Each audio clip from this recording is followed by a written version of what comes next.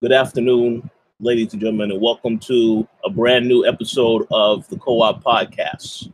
I'm your host, Rich Bill Jr., and today I'm joined by Mr. Gary A. Swaby. How's it going, Gary? Hey, what's up, everyone? Good to be back for another episode of the Co-op. How you doing, Rich? Doing pretty good, Gary, and also glad to be back for another episode of the Co-op. Yes, and we actually have a special guest today. We have Mr. Rameez Quadri. How's it going, Rams? I'm good. I wouldn't say I'm a special guest, but yeah, thanks for having me on.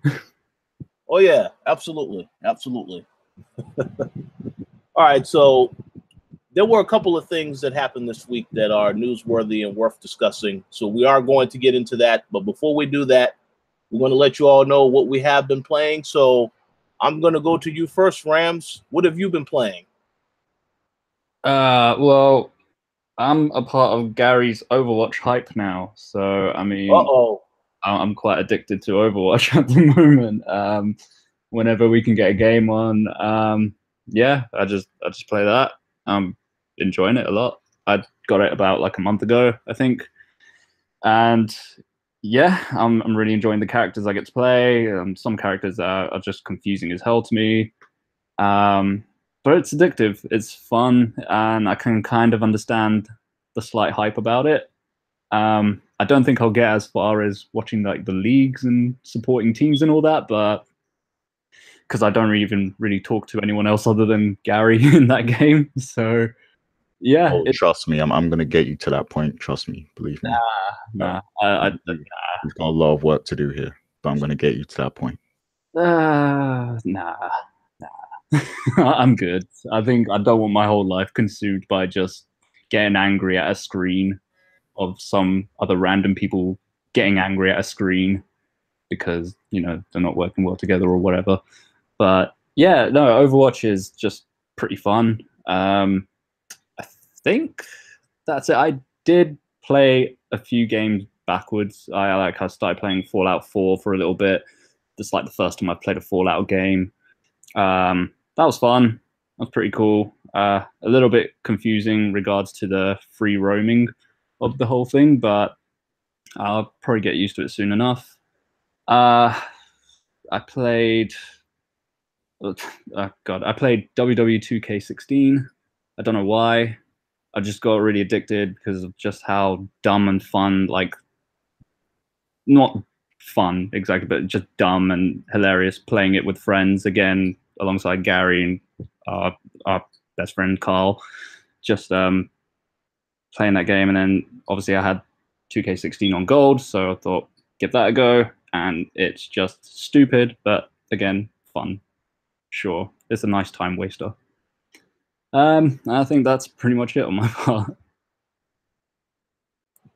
That sounds good. And there is no need to apologize about the WWE games because they are fun with friends.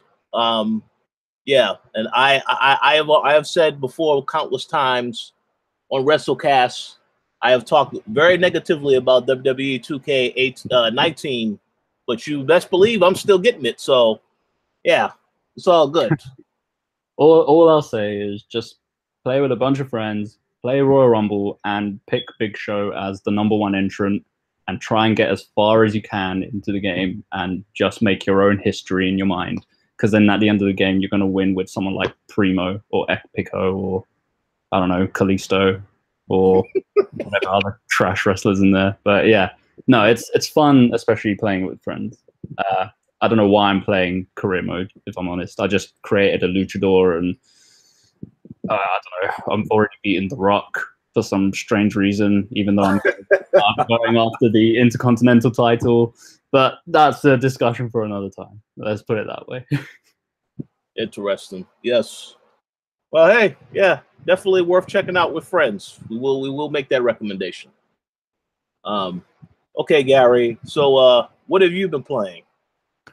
Well, you're going to be very disappointed in me because the only thing I played this week was, you guessed it, Overwatch. So yeah, just been playing a lot of Overwatch, both on PS4 now as well and PC. And I'm actually excited to say that I'm almost at platinum rank in competitive mode, which is a big deal. Like, so I'm stepping up in the big leagues now. But yeah, just been playing that and following the league, of course. I will be at the grand finals next week.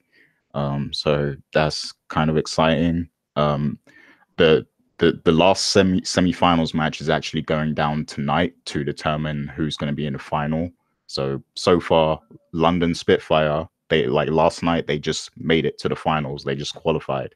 So my dream is that it's going to be New York Excelsior versus London Spitfire in the finals. So tonight, New York Excelsior is facing off against Philadelphia Fusion, and I'm hoping that New York wins because both New York and London have what I consider the best Overwatch players in the world. So it'll be just so exciting to see both those teams play live, you know, next week. So that's what I'm hoping anyway. Yeah, I didn't really get much time to play anything else, unfortunately. And that's probably bad of me being, you know, as a gamer. I need to try and play more stuff, but hey, time just slips through. So don't always get time to play everything. I totally understand that. I just want to say, I hope you are prepared for some controversy since you mentioned that you are now playing Overwatch on PS4, since some of the Xbox fans we know out there will say, why aren't you playing on Xbox? So be prepared for that backlash and for them calling you now a PlayStation 4 player because you ain't playing it on Xbox. To be honest, I don't even want to play it on PS4.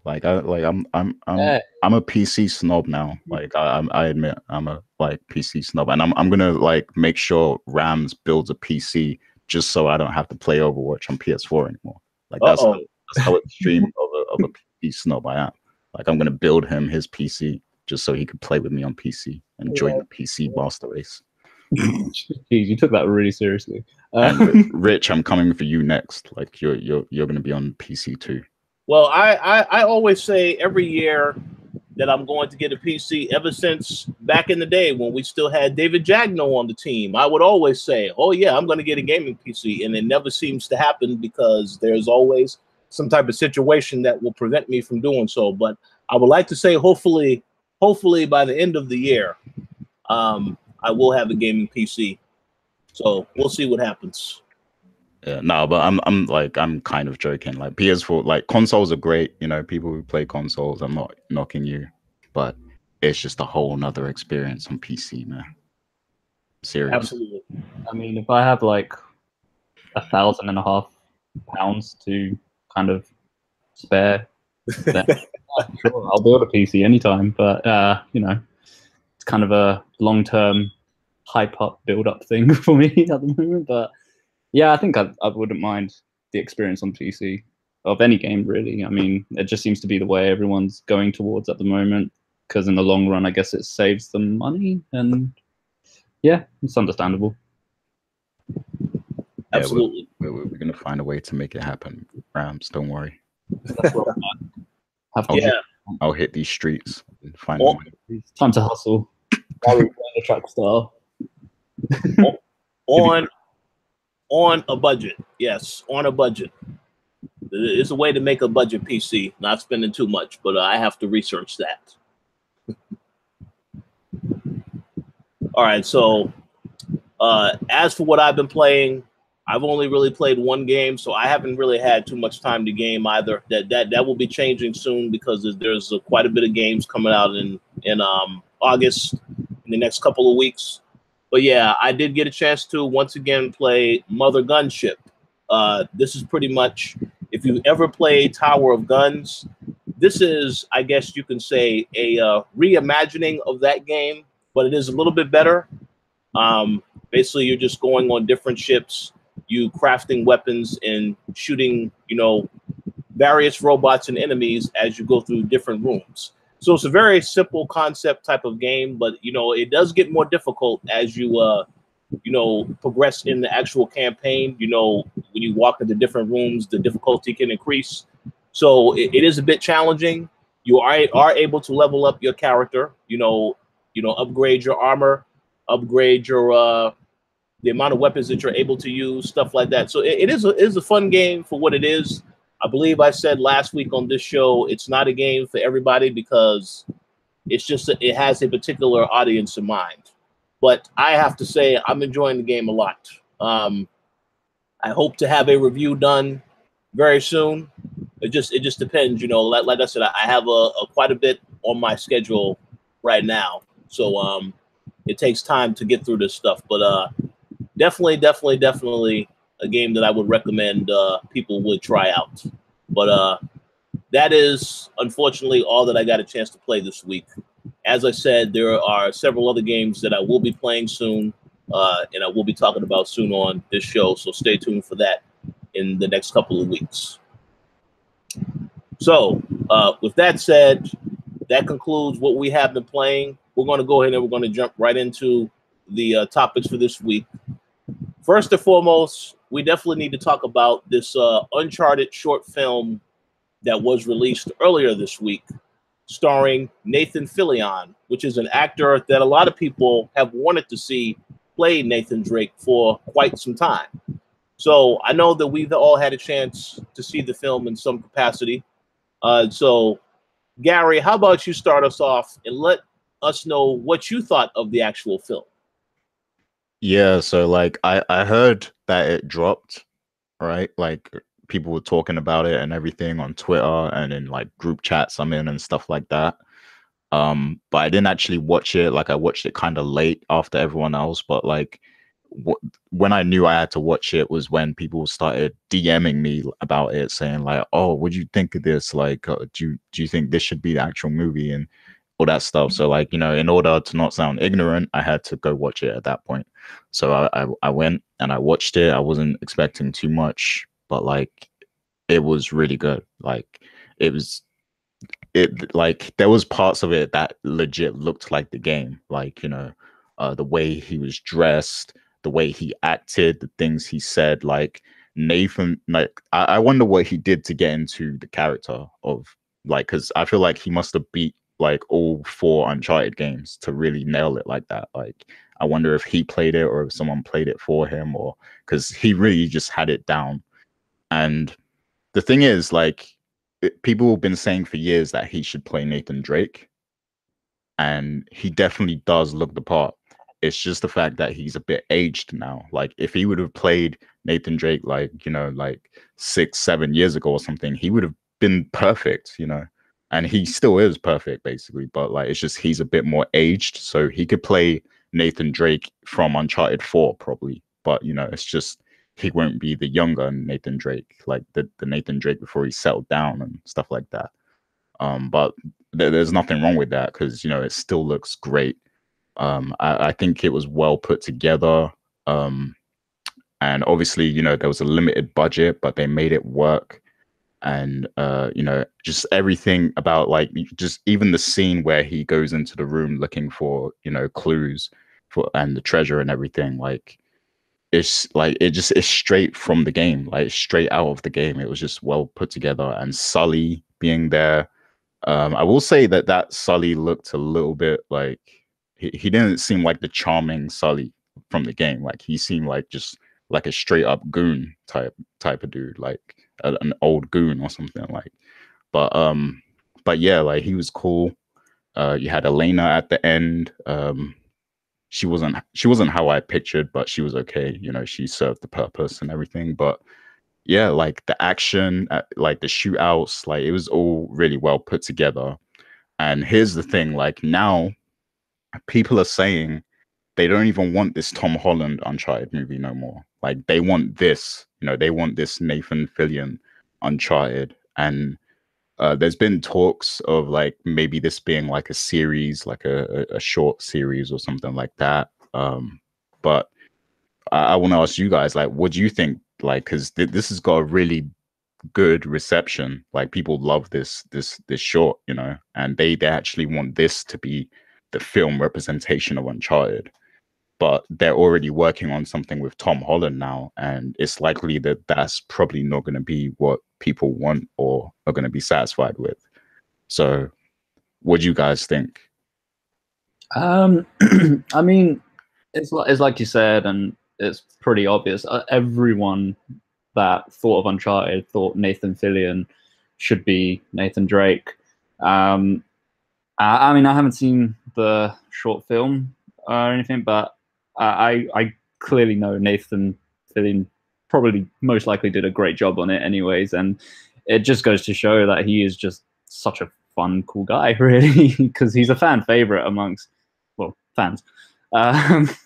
He's I think in a sense it could work still as a movie. Like, I would like maybe perhaps the Uncharted movie didn't exactly relate to the games. Like, it could just be after the games and it introduces a new adventurer. You could have then Nathan Fillion playing as Nathan Drake, but just kind of like the old timer, perhaps.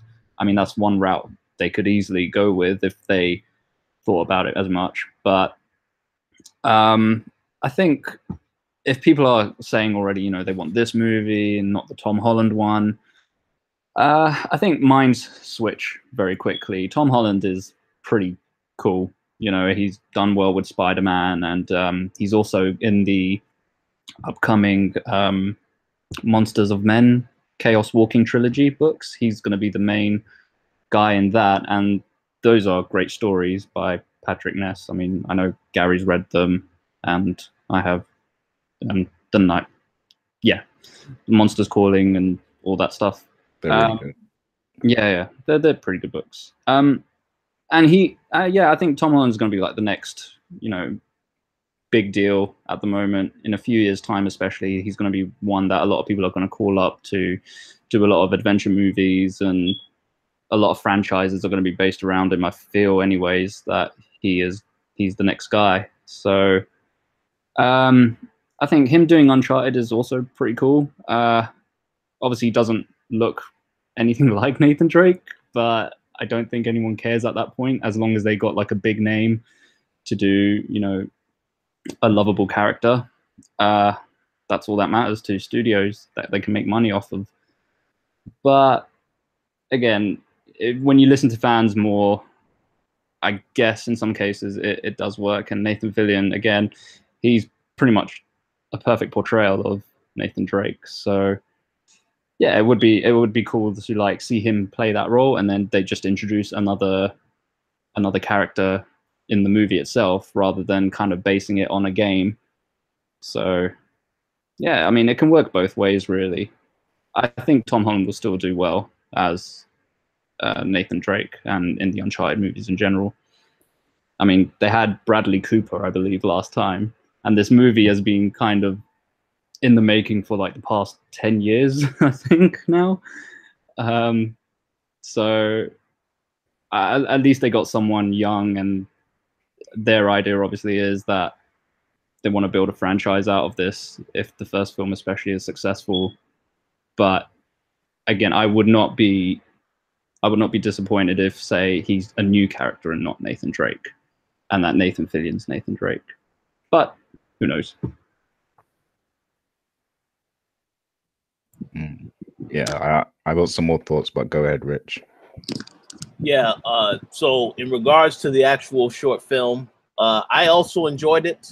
I liked a lot of the same things you mentioned, Gary. I liked the camera angles they used once it got to the actual, you know, the actual part where Nathan Drake was shooting the bad guys. Yeah, that was nice and fun. I do agree with the criticism that Nathan Fillion definitely is a lot older. He looks a lot older as well, even in this particular role. And I can understand why they would want someone younger to play Nathan Drake. So I fully understand that. But in regards to everything else with the actual trailer itself, with the actual short film, I thought it was great. Do I think it will work great as a longer form film? That depends. It seems the way that they ended this short film off was that they are intending to make it more of a serious, because of the way it ends, you know, I could definitely see them revisiting to show you what happens next. But I guess it all depends on the reaction that it gets. As for the Tom Holland film, I am a huge Tom Holland fan. I think he did a great job in Spider-Man. I don't really understand him having to play all these different types of roles, because I figure there are a lot of other people out there that they can get to play this particular role of Nathan Drake. But I mean, listen, I'm not knocking it. If he has an opportunity to do more movies, that's good for his career long term. So I don't have a problem with that. But when you hear about this film is in the works, and then you see what has already been done with this short film, it tells me that I think Sony should at least take a look at this film. If they ever do decide to work with this actual director that made this, that'll be awesome. But I just think for right now, I think it's good for what it is as a short film. I wouldn't mind if they did more film, like more shorts within the series. That's totally fine with me. But making this an actual feature-length film, I don't really know yet, because it all will be about depending on how long they can keep up that quality for a longer period of time. I think with just that short amount of time, it works well. So I'll be curious to see them do more of the shorts, but long term in like a 2-hour length movie, I don't really know if that will work. It can work, obviously, but definitely need to see more before I would say, yeah, it definitely could work as a feature length full film. But yeah, the shorts, keep that stuff up if possible, because it was fantastic. Yeah. Yeah, I agree with what you guys said, and Tom Holland, he is a good actor. I don't want to knock Tom Holland, and of course, if they was like doing the movies with him, I guess they're going to focus on a younger Nathan Drake, and then they're going to build up. They're going to keep it going as a series, and we're going to grow with him. If it's successful, I guess. So I mean, there's a chance that could turn out really well, but now that I've seen this short film, I just want this. Like, this is the Uncharted I want now. And I feel like, yeah, it's a small budget, what they did, but they did a lot with that small budget. And I think, even if they don't make this a big budget film series, they could just do stuff like this and put it on Netflix. I think, like, you could do something on, just make a full-length version of this and put it on Netflix, or you can make it into a series, short series, and put it on Netflix. Like, and then it's like it's separate enough from the major movie and everything to where we can enjoy both. So maybe they can do something like that, where it's like, you just have two separate ones, and basically Nathan Fillion he's like the old Drake, and Tom Holland is like, the younger Drake and stuff. And obviously they're not connected, but it's like there's two different representations of Uncharted, I guess. I think that Netflix idea, that's a very, very good idea. I can certainly see that happening if Netflix takes a look at this and they are interested in. Obviously, I guess they will have to work with Sony, since it's their characters being used, and there's this actual money being put into this on a much larger scale. But yeah, I could definitely see that happening. Nah, I see this more like a YouTube thing, if I'm honest, but or Sony trying to promote a short series on their network, like they did with that Powers. Was it Powers? Yeah, Powers. Oh yeah, that's true. But I don't know if that even did well, to be honest. I watched a few episodes of that. It was difficult. But is this like an independent filming thing, or is it an IGN thing? I think it's independent. Yeah, it's fully independent. But I wouldn't be surprised though if Netflix sees it and like they're just like, what, we're gonna buy this. Like, we're gonna try and work something out with Sony and try and buy the rights to this kind of thing. Like, I mean, Netflix will throw money anywhere at the moment, to be fair. So yeah, it wouldn't be too surprising. Or even Amazon at this point, they will be like, "This is the next Game of Thrones," because for some reason that's their motto right now.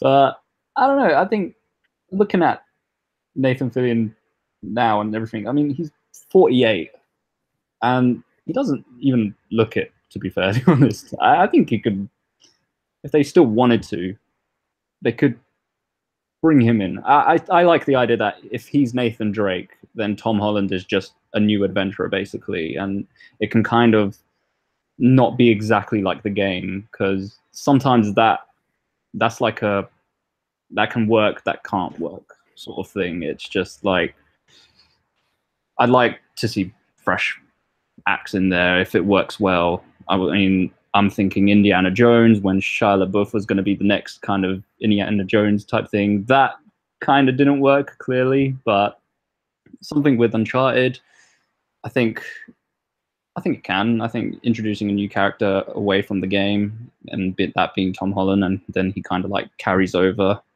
I think that wouldn't disappoint too much, in my opinion.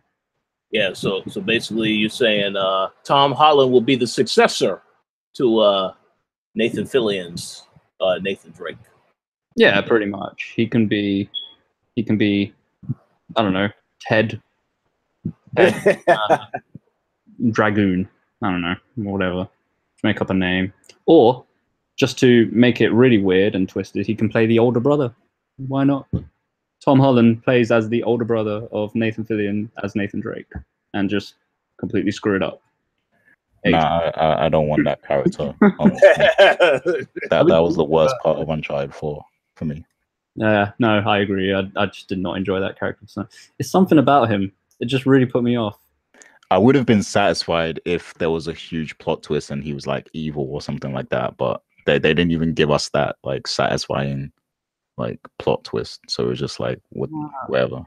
I mean that itself would have been so cliche as well, but like I mean I kind of like that the third person was in it and you know he was the evil one that they tried to make the plan with and stuff, and his older brother is just kind of just this rundown guy who's just trying to make quick bucks somewhere. But you know, he was still odd. Even in the DLC, the expansion, when you play as Laura, is it her name? Laura? Chloe. Sorry, yeah, my bad. Chloe. When you play as her and the other woman, and then the brother appears in that as well, and you're just like, you're just ruining it a little bit. I don't know why. I just find him really off. I want to see an on-screen Chloe, to be honest. They probably would. They probably would do that, to be fair. She'll come in, and then she'll take over the franchise, and they'll make a spin-off on her. She'll be a Netflix show. Well, yeah, I definitely could see that happening. I guess we'll have to wait and see whatever the next direction is for the Uncharted series, because I definitely do not think it's over. Naughty Dog may make some more games in the series, but we'll see. But the Netflix thing with Chloe, yeah, that's certainly possible if they want to make that investment. Yo, get Emilia Clarke to play Chloe, man. Chick from Game of Thrones. Yeah. Well, we'll see.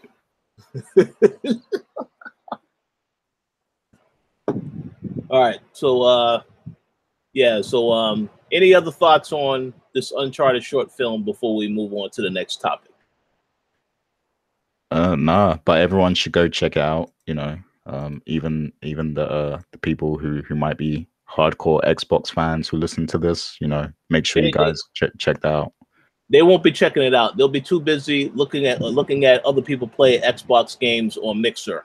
So that's what they will be doing. But yeah, definitely worth checking out for those that are interested. I will say that much. So let's move on to the next topic. And once again, this is another Sony topic from this particular week. Obviously, right now, New York Comic-Con is, well, I'm sorry, whoa. San Diego Comic-Con is going on right now. And we actually got some information regarding the upcoming Spider-Man game. There was a new story trailer that they released that got people talking about quite a bit of things. But they also revealed a PlayStation 4 Pro limited edition Spider-Man, which is pretty much in all red, and it has the Spider-Man logo. So, Gary, I know I don't believe that you saw the trailer. Maybe you've seen the PlayStation 4 Pro. Do you have any thoughts on all of the work that Sony and Marvel are putting into this game in terms of the marketing and the actual console? Yeah, I mean, seems like they're fully committed, you know, Marvel as well, fully committed to promoting this game. And that's great for Sony branding wise, you know. Of course, they probably have some kind of deal in place because of the movie rights as well and stuff like that. So, Yeah, I mean, it's good to see them collaborating, and I can't actually I can't wait to actually play the game and stuff. The console, the PS4 Pro, Spider-Man, it looks cool. Maybe a little over designed for my liking, but it's cool, you know, still. But yeah, I mean, I didn't. Hold on. Go ahead. Well, hold on. What was the complaints about the over design? Let me bring it up real quick, and I'll Spider-Man PS4. Overly designed. It's just like. Say that again. Overly designed. I've never heard that one. Is it because of the costume, or is it like maybe it's the logo? It's just it's like too red, and it's like the logo. It's not subtle. It's just like their kind of thing. Like the controller looks really nice though. Like I love the controller. It's just like the PS4. It's like I don't know. It's just we're talking about the PS4. Sorry, my bad. I thought we were talking about the character for a second. I was just like, what? No, there's a PS4 Pro design. I would like to get your thoughts on it actually, because you're you know, I'll post the link real quick on the Hangout. Yeah, because you're a designer, so you probably have some thoughts too. But yeah, like the PS4 Pro, it just looks over designed to me. Like the big logo, like it's not even subtle or anything. It's just like pure red, and then just that big spider logo. But the controller is real nice though. Well, yeah. Oh, sorry. Go ahead. Oh no, you go next, and then I'll have some thoughts. Yeah, I kind of agree. I like the controller more than the actual design console, so it is just right in your face sort of thing. The red's nice, but yeah, that Spider-Man logo is a bit in your face, but it kind of works, I guess, in some cases. Maybe if they had like the webbing in the background, like subtle, that'd be pretty cool, and the logo a tad bit smaller than what it is now, then I think it would have looked a lot more nicer. But yeah, it's okay. It's fine. The red's nice. There we go. I actually like what you said about the webbing. That is a good idea. They could have did that with the console. I also would have liked for them to have the actual image of Spider-Man on there, similar to the image that's on the box art. That would have been kind of cool, but again, it also would have been like the logo is. It would overshadow almost everything else on the console, and I don't know how red on red would look in that particular instance. But I will say that yeah, I really do like the red color. The console to me, I mean, I agree with you guys. The controller looks better. The console to me, though, I have to say, significantly better than some of the consoles they've designed in the past, including that horrible orange and black Call of Duty PlayStation 4 that they designed a while back. So I certainly think it's better than that. But just in terms of the marketing, the console, I mean, I figured they was going to have a console because they had a console for God of War, like a limited edition console for that. So I figured, yeah, Spider-Man, they definitely would have something for that as well. I did see a couple of people that we know, as well as a lot of people who are friends of people we know. Almost all of them pre-ordered this console immediately because they have been taking pictures of their pre-orders from GameStop. So I guess a lot of people love the console, love the design. But hey, I'm having second thoughts about the controller now. Actually, it looks kind of tacky. Yeah, I saw that other angle. Yeah, I just looked at the different angle, and it's just like, oh, wait a minute. Second thoughts. It just looks a bit like a toy right now. Like from the front, it looks cool. But like when you see that other angle, it's like this looks like some cheap plastic kind of thing. Right? Yeah, you're like squinting your eyes, and you're like, oh, wait a minute. But yeah, no, I think the red is really nice actually because it's obviously different and you know everything like that. But I think subtle designs here and there would have made it look nicer. But yeah, if people like it, they like it. What are you gonna do? Yeah. That's true. As for the trailer though, I didn't because I have a new policy. You know, I have a Swift policy and the Swift policy. Yeah, the Swift policy is that if I'm really excited to play a game, I'm not gonna watch too many trailers of it. So I'm not watching the new story trailer for Spider-Man. But I know you guys saw it, so you know, you guys can discuss it. Well, yeah, Rams, did you have any thoughts on the trailer? I just quickly watched it now because it's only like 2 minutes long and everything, the story trailer wise, and yeah, it's just kind of same thoughts as the previous couple of trailers I've seen of it as well. It does look exciting. It looks like it could be the best Spider-Man game in a while, really. As long as I don't have to race Johnny Storm through like fire hoop things, I'm totally fine with the game being good. Hopefully, that's my only concern. I just don't want to race Johnny Storm because I'm getting sick and tired of Johnny Storm. Yeah. Let me ask you something there, Rams, because there's been a lot of talk about maybe there's going to be cameos from the Avengers in this game and stuff like that. Like, what's your thoughts on that? Yeah, no, I don't think there will be. I think I don't. Yeah, I heard about like possibly Avengers maybe being in it, but I doubt it. I don't think in that previous trailer when he looked to the helicopter, I think it was a helicopter anyways, that it was someone like Iron Man or Captain America.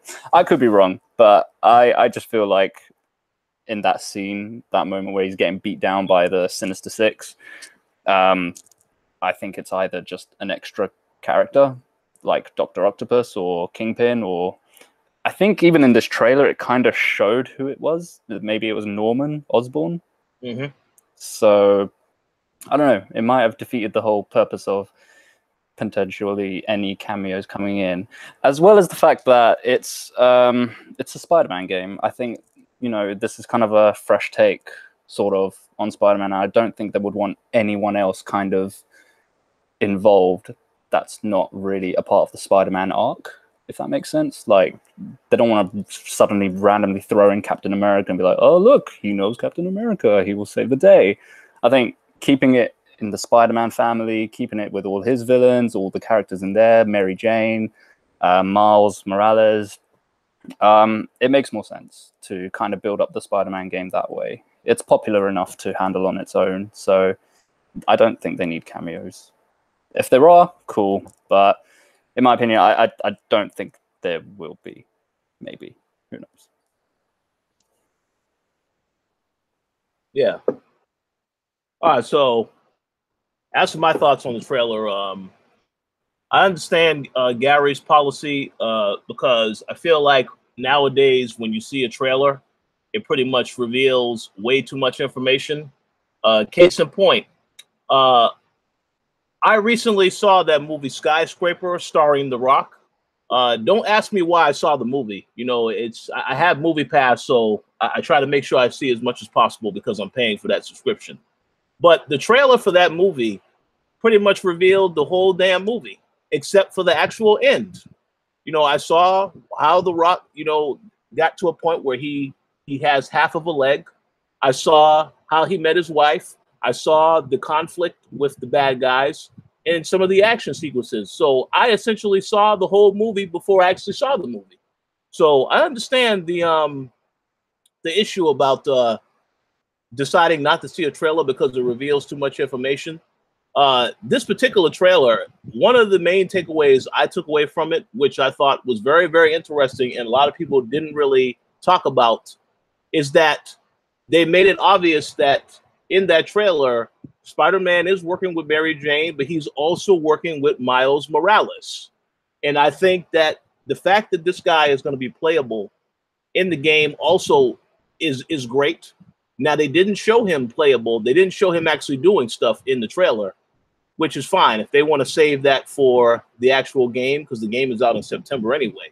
I'm totally cool with that. But I thought that was very interesting that they did show that, because a lot of people was asking the question whether or not he's going to be in the game as a playable character. And I think we got an answer to that in the actual trailer. As for the idea of if Marvel characters will appear in the game, I have no idea of that. I do think it is possible because I do know one of the Spider-Man costumes is the same costume that he wore in the Avengers. So I would at least think they may throw some Easter eggs in there if the characters aren't in there outright. But I mean, based on what I played at E3, though, the game, like I said, the controls are are great. It's very fluid. I think the fighting in the game is going to be something that will surprise a lot of people because, as I said before, it's like the Arkham games, but it's a lot more evolved because there are certain things that you can do. You know, it's not like you can just learn, like it's very easy punches and kicks. No, there is an evolution to the combat that goes beyond what you've seen. And then the fact that you can also use objects, pick up objects with the webbing and throw it around the room, throw it at bad guys, use the environment to your advantage. All of that stuff makes it, is going to make it really stand out. But yeah, just in terms of the trailer, I thought it was great. Definitely looking forward to the game. But I have to agree, we don't need to see any more trailers now. We just need to get the game in September. So hopefully Sony doesn't release any more stuff. Maybe the last trailer they will have will be, I don't know, another pre-order trailer. I have no idea, but we don't need to see anything else from the actual game. Just it needs to come out already. That's all I have to say about that. I think the costume, I thought anyways, what I read briefly somewhere, I can't remember, but the costume was more like a mixture of all three of the Spider-Mans that have been movies and stuff. Like the symbol represents Tobey Maguire's kind of Spider-Man suit, and then like the patterns represent the Andrew Garfield one, and the mask and the movement represents the Tom Holland one, Spider-Man. So I thought that was pretty interesting. Like this just all a mixture of these movie designs into one. That's what I read anyways. So yeah. I just thought I'd throw that in there because, again, regards to cameos, I'm not against it or anything, but I just don't think there's a point to having them in a sense right now. Yeah.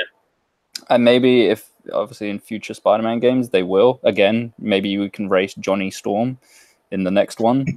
But right now I'd like that it's just fully focused on the Spider-Man universe, and just, you know, because you obviously get to play as Mary Jane as well, and I didn't even know Miles Morales would be playable, but whether he'll be playable as Spider-Man, who knows? Maybe that'll be then the sign of maybe he dies in this game. Who knows?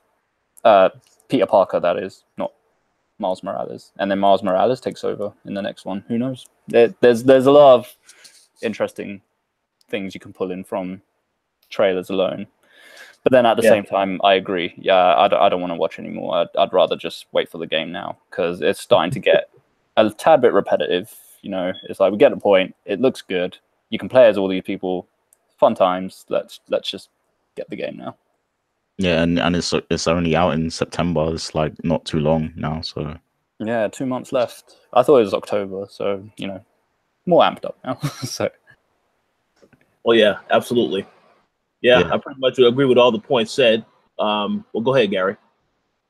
And I was just gonna say, like, on the subject of cameos as well, it's like I don't think they should, like, if there's gonna be cameos, it definitely shouldn't be like Avengers or stuff like that, because we already have an Avengers game that's coming in the future from Square Enix. So you might as well just like save all that stuff for, you know, the actual Avengers game. Like, there's no reason to have like a cameo in Spider-Man.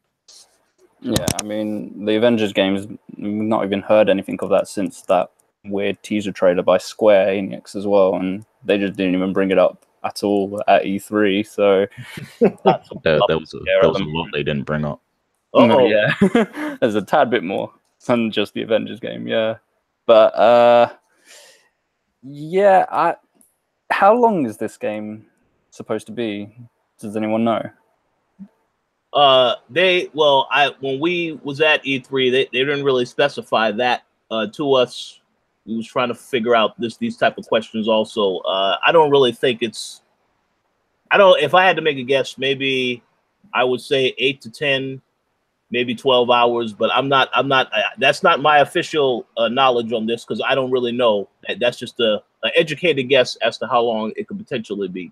Yeah, I reckon it will probably be like similar to God of War, where it's like the main story will probably be, you know, maybe around like 12 to 15 hours or something like that. But then there's probably going to be a lot of like side stuff, optional stuff that you can do as well.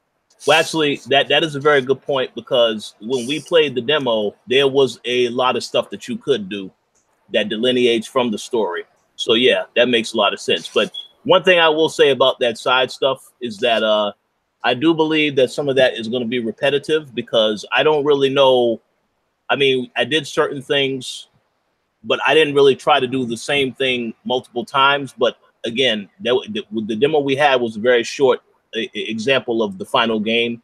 But I do think some of that side stuff will get a little repetitive, and that is something that I think some people may not necessarily like. So they have to find a way to make it interesting and fun to keep people engaged, if that is the case. I mean, this trailer introduced Silver Sable, which is quite interesting because she's not necessarily a part of the Sinister Six clan. She's like her own international merc that gets hired by rich people to just take out other people. So I kind of find that interesting. It was like, it could be like different, either it's different chapters in this whole game, like it plays by chapter, or again, there's just like an immense amount of things to do when, say, you go up against the Sinister Six, or then when you go up against Silver Sable, and then probably more bad guys. I think Kingpin was in the trailer. I can't remember. Yep. It looked like he drop kicked a fat guy. So, yeah. So yeah, So I mean, again, Kingpin, I don't think he's a part of Sinister Six either. So yeah, it's just interesting. There's all these elements in the game. I mean, I thought it could easily be like a 30-hour kind of game, but it might just be, again, what you guys said regards to 12 hours story, and then the rest is just these crazy side missions. But as long as the side missions are entertaining enough and not repetitive, you know, a la Mafia 3 style, then yeah, this could potentially be a game of the year thing. So yeah, I agree. Looking forward to it. I think Gary might be offended by that Mafia 3 comment, because I heard Gary said that he was very much looking forward to that game. No, I didn't even play it, to be honest. I was going to say, did you even play it? There we go. No, I'd say never play it. Just it's a tad bit disappointing. So there you go. That is a shout out to Ed, because he asked about that game. Now he knows what the verdict is. So now he knows. But yeah, looking forward to the Spider-Man game. Excellent thoughts all around. Do you have anything else that y'all want to add before we move on to the next topic? I'm good. Nope, just give me the game. Just give me the game. So September 7th. Yes, we will definitely be talking about that game in the future. All right, so a couple more topics to get into before we get into the main topic, and the rest of these topics are Xbox related, so Xbox fans will love all this stuff. All right, first and foremost, let's talk about Halo Infinite. There was some news that came out this week from 343 in which they stated that there will not be a Battle Royale mode in Halo Infinite. So I wanted to get you guys quick thoughts on that. I know Gary did play quite a bit of PUBG, so I know he is a huge fan of that game. So Gary, are you disappointed to hear that there will not be a Battle Royale mode in Halo Infinite? Well, not a huge fan of PUBG, but it was fun. You know, it was fun for a while. Like I just think it's funny that we've got to a point where people have to announce that there's not going to be a Battle Royale mode game. Like that's weird to me. Like the fact you have to announce that there's not going to be a feature like that just goes to show how much like how big a trend this is in gaming right now, to where you have to announce that you're not having that mode. And I mean, I wasn't even expecting the game to have the mode, so that's the funny thing too. Like, I mean, Halo's never really been known to be a kind of game like that kind of takes trends. Like I see Halo as more of a trend setter, because Halo, you know, it was one of the games that revolutionized online gaming for consoles, you know. So that game is more of a trend setter than, you know, following trends. So I wasn't even really expecting them to have a Battle Royale game, and I'm not sure who really was expecting them to. But yeah, I don't know. I just find it weird that they have to actually come out and say they're not having the mode. I mean, who even assumed that in the first place? I don't know. What do you guys think? Yeah, I kind of agreed that Halo doesn't need a Battle Royale mode at all. It's Halo. the name speaks for itself. It's one of the best, one of the most successful multiplayer online games there. And yeah, it doesn't follow trends. It sets trends if it wanted to. Yeah, I agree with that fact, to be honest. It doesn't need a Battle Royale. It just goes to show the type of people right now playing, well, multiplayer online games, and they just want the same thing on a different skin, which eventually they'll find out gets very boring, very repetitive. It's like a double contradiction thing going on. But no, Halo Infinite doesn't really look like it needs a Battle Royale. Just looks all around fun and interesting, to say the least. I think the microtransactions will be a bit crazy though on that one. A tad bit crazy, but there we go. Yes, I definitely see that happening. As for my thoughts on Battle Royale, I don't really understand the phenomenon that it is right now. I did play PUBG. I did try it out on Xbox One. The game is all right, but to me, there isn't really much more to it. After you've gotten through the actual, whether you survive or die in the actual matchup, I mean, to me, there isn't anything else left for the experience. So I was glad to hear that 343 said that there will not be a Battle Royale mode in Halo Infinite, because I also do not think that that is needed whatsoever for Halo. Halo 5 Guardians, the multiplayer in that particular game, that is, in my personal opinion, some of the best multiplayer that they have had in a Halo game recently. Everything was fantastic about that. My only complaint with Halo 5 Guardians was in the actual story, and the fact that Master Chief was hardly in the game. It was mainly about Spartan Locke, who took up, I would say, about 80 to 85% of the entire story, and I had an issue with that. So when they showed this trailer and they showed that Master Chief is the focal point of Halo Infinite, that was it. You sold me on the game, because it's a much more interesting story with the fact that now Master Chief has to deal with Cortana as an enemy. I think that is a far more intriguing and interesting story than anything you could tell me about Spartan Locke and his crew. So say what? No, go ahead, finish off. Oh no, so yeah, I just gonna say, so already I'm sold on the game. I just need to know more information about the game, but I'm glad that they're not having a Battle Royale mode. But no, go ahead and say what you was gonna say. Yeah, I was just gonna say, is that supposed to be Master Chief, or is it just a Spartan? Like, I mean, this carries on from Halo 5, this game. Yeah, they did say it does continue the story of Master Chief. Right. But that trailer, I don't really know how to interpret really anything in the trailer. I would assume that is Master Chief, since they said that he is the focal point. But again, we haven't really seen anything aside from that trailer. So I'm guessing we will get more information whenever they deem that it is necessary. I know we're going to get into another topic here shortly about Gamescom. I don't know if they're going to show anything from Halo Infinite at Gamescom, but we'll have to wait and see about that. I'm not 100% sure, though, but I would assume that's him in the trailer, but I don't know for certain if that is him. That is only my assumption, but I do know they said that he is the main focal point of this game, so that's all I know. I only ask because obviously there's like theories. I'm just reading a few. One's a bit too long to read, but there's theories about the chip that they put in their head, and obviously like Cortana is the little chip that comes out in the AI, and Roland was the one in the last game for luck and stuff, and each chip has like a little code on the back which has the name of the AI. So Cortana had one which I think was CTN, and Roland had one which was RLD.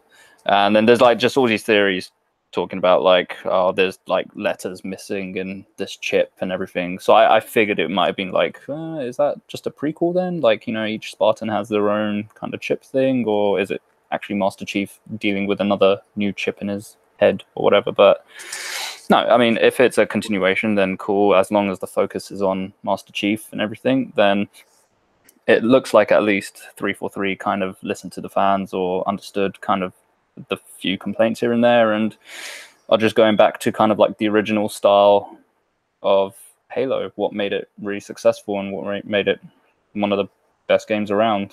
So yeah, I'm looking forward to it. I think I do believe my problem with Halo 5 was that 343 Industries, they really focused with the story being that, you know, you had to buy books, you had to buy comics, and you had to understand all these things before you played Halo 5 campaign mode. So that just put a lot of people off, I imagine. And, you know, with Locke coming into it, it's just like, who the hell is this? I mean, it's just Luke Cage's face on a Spartan body. I mean, that's the guy, isn't it? It's the Luke Cage actor. Is that him? That's him, Mike Coulter. Yeah, there you go. Yeah. So it's just him, and it's just like, well, what are you doing here? Get out of here. But yeah, no, I'm looking forward to it. I think it'll be a good game. I'd like to see more. Yeah, absolutely. There's a lot of information they need to tell us. I do like what you said about that. The theories that are floating around. It will be very interesting if Cortana is somehow controlling a lot of these agents, turning a lot of these forces against Master Chief, and he has to basically, you know, fend for himself going through all of these obstacles. That would be very interesting. But I mean, again, I don't know which direction they're going. All I know is that it is going to continue the story, and as we know, at the end of that particular game, Halo 5 Guardians, yeah, Cortana is revealed to be the enemy now. So yeah, it's going to be very interesting whatever they do for Halo Infinite. But we'll have to wait and see, get some more information.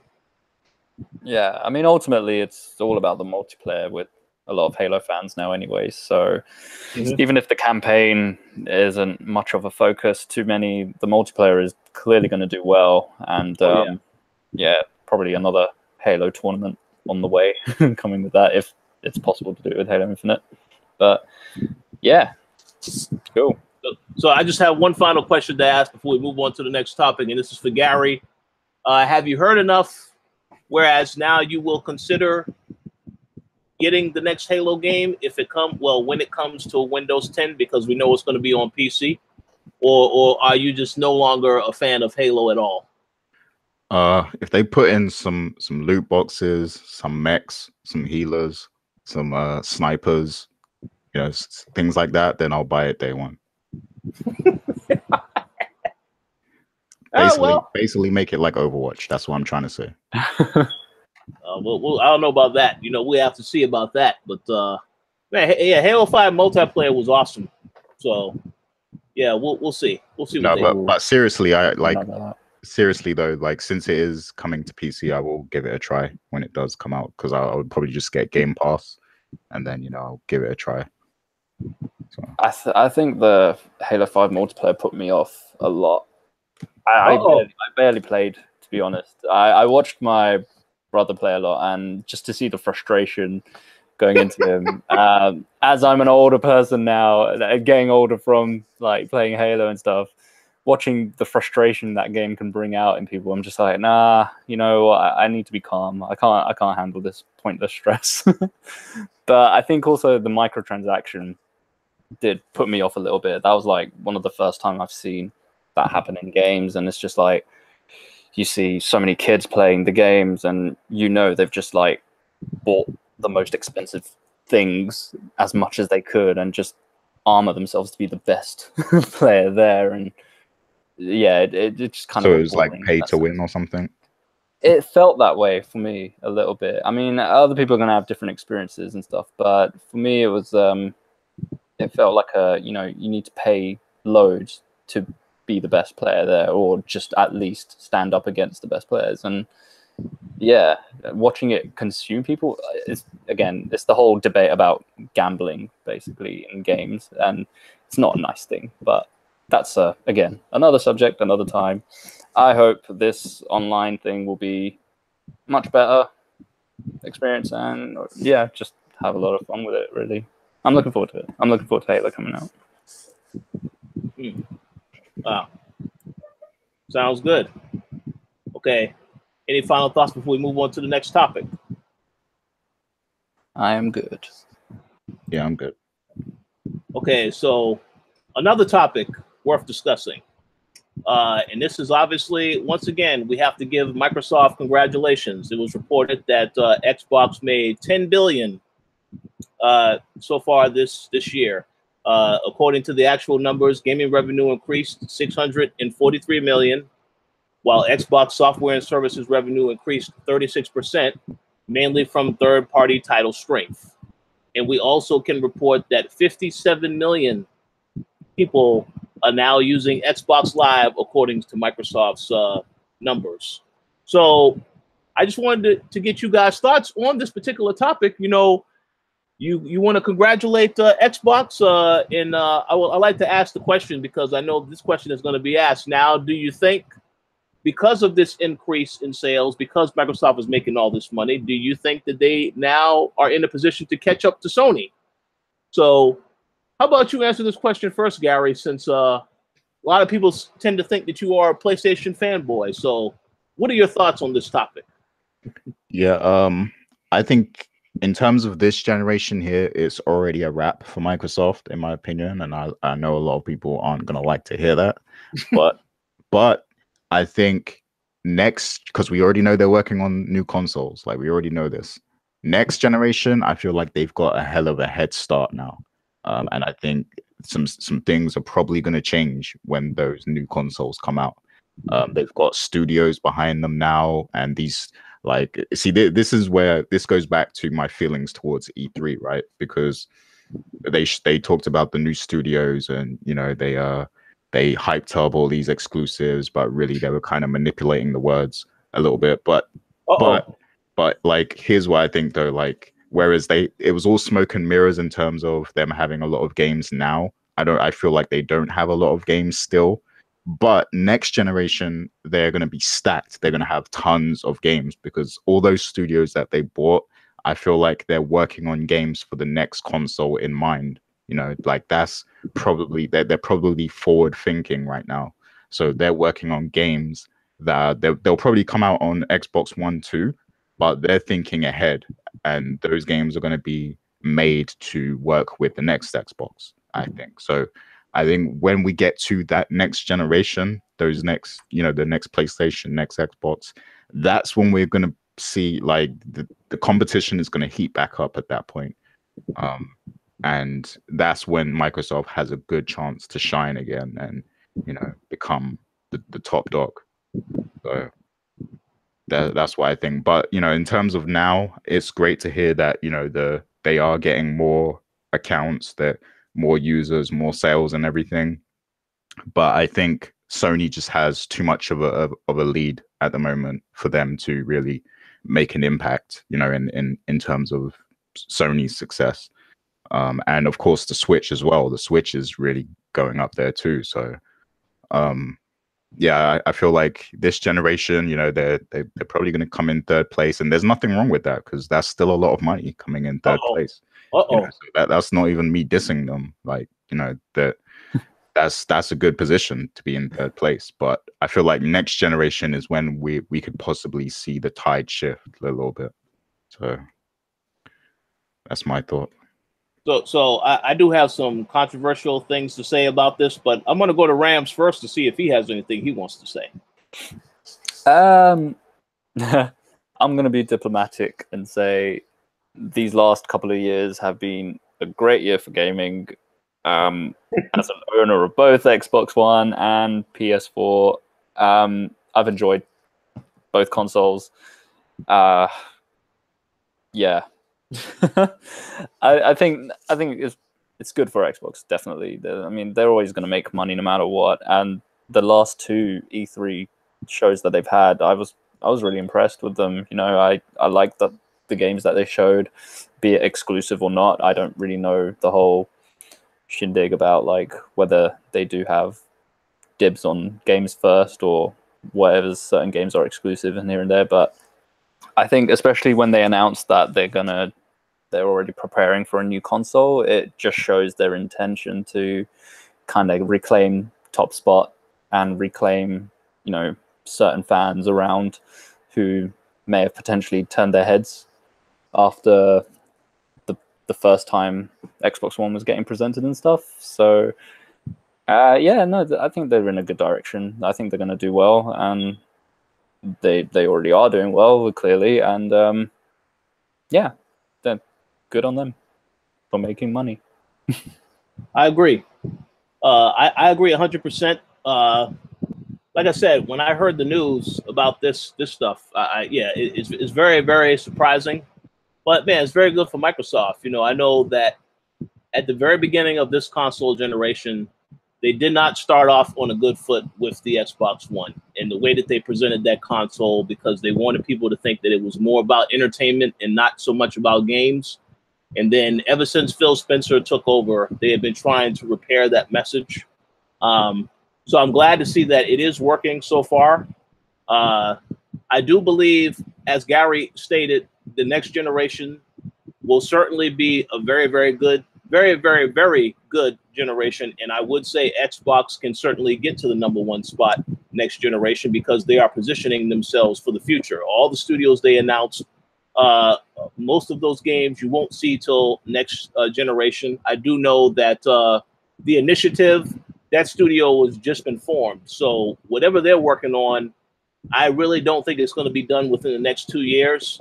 It's probably going to take a little bit longer. But yeah, we had a Ninja Theory. I'm pretty sure they're going to release a game next generation. We have whatever Playground Games is working on, as people are, you know, thinking that it's the next Fable game. You're definitely going to see that next generation. And actually, I would not be surprised if you get a teaser for that trailer at Gamescom next month, because they did say they have some surprises at Gamescom that they're going to be talking about. But yeah, I think the future looks bright for Xbox. And I will make this statement, and obviously this might be controversial to some. It's going to surprise some of you who actually listen to this show. But if you've seen me on Xbox a lot recently, well, maybe that is because I recently upgraded my Xbox console, and I actually have an X now. So I will be talking about that in the future once I actually see a lot of these third-party titles, and I can make a comparison as to how it runs on the Xbox One X, because I know everyone says their games run better on the X. So we're going to find out whether or not that theory is correct, because we actually have the console now, and we can see whether or not that's the case. But yeah, I will be on Xbox. I do plan to buy a lot of the third-party titles this fall on Xbox. So yeah, I'm very curious to see how much better it runs. But I can tell you right now, I enjoy the Xbox One X. You know, it definitely is significantly faster than the original Xbox One console. So looking forward to seeing how all these other games run on the console as they start to get released later this year. I do find it interesting, like, just to add onto this conversation, the marketing scheme exactly of Microsoft. I find it interesting anyways that they've kind of taken the Nintendo format of, you know, being family fun with your friends, multiplayer, everything multiplayer, play with the friends on the best console and this, that, but obviously using the games and developers that they have in their power, more so than what Nintendo can provide. And it's interesting because you see that, and you see, you know, they want people to feel like, it's multiplayer on Xbox, you know, play with your friends on Xbox, this, that, not on PlayStation. And then you see Sony's games on the PlayStation, and a lot of them are, you know, single player stuff, long, good stories, but they are single player. And it's like, it's an interesting thing to me, like, seeing as though they're trying to say, like, Sony don't want you to play with friends, sort of thing. They just want you to play these, like, long-driven story games, whereas if you want real fun and everything, come join Xbox and all that stuff. It's interesting. I like that.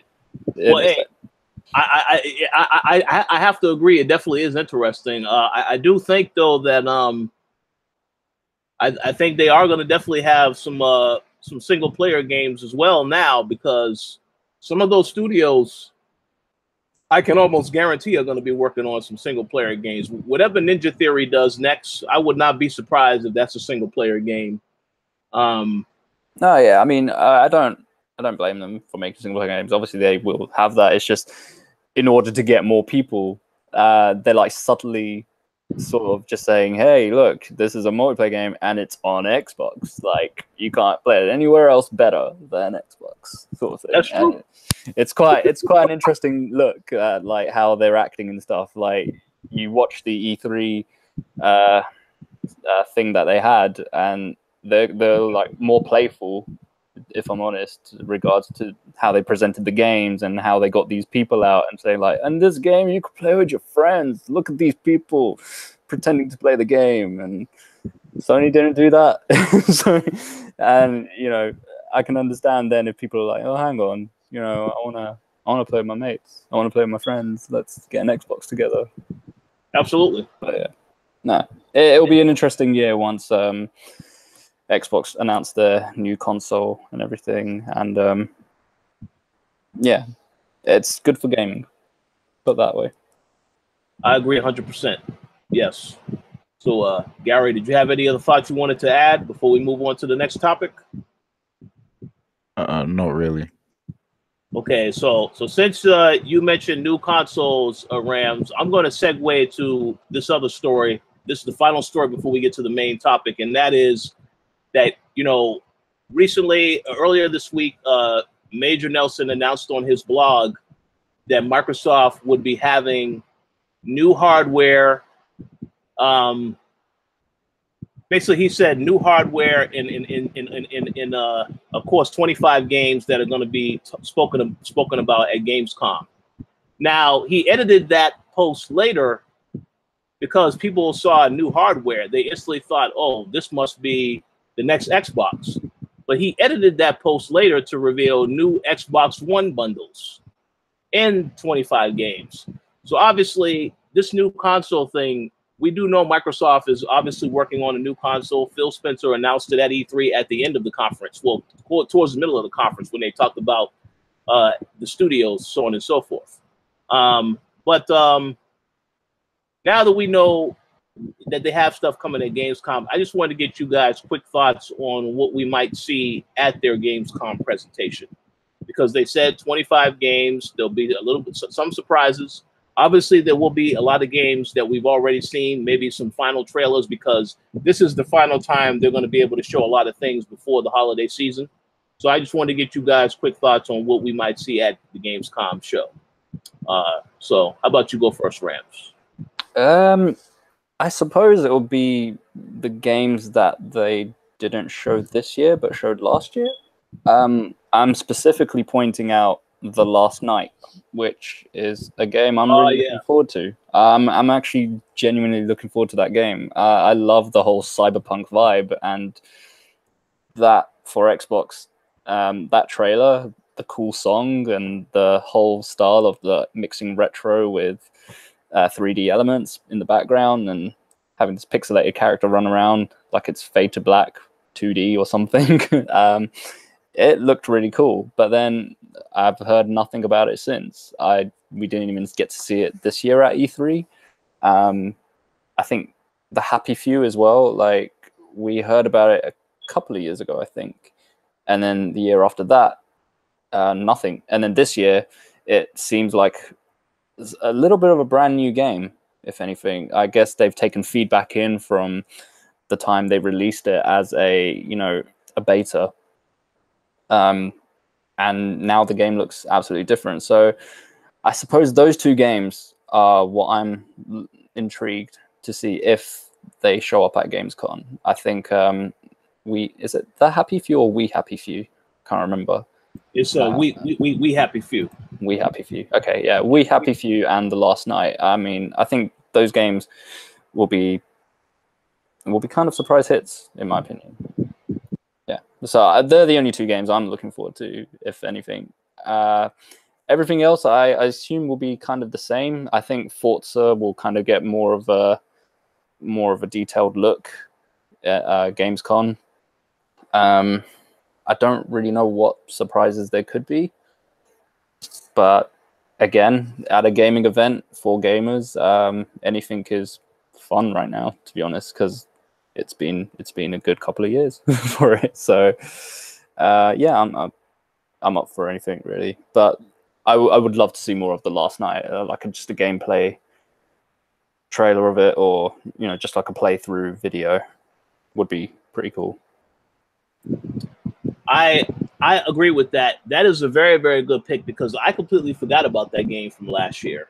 And it is coming out this year, at least from all indications. It hasn't been pushed, delayed. It said worldwide 2018 release. So, all right, yeah, we're definitely going to see that.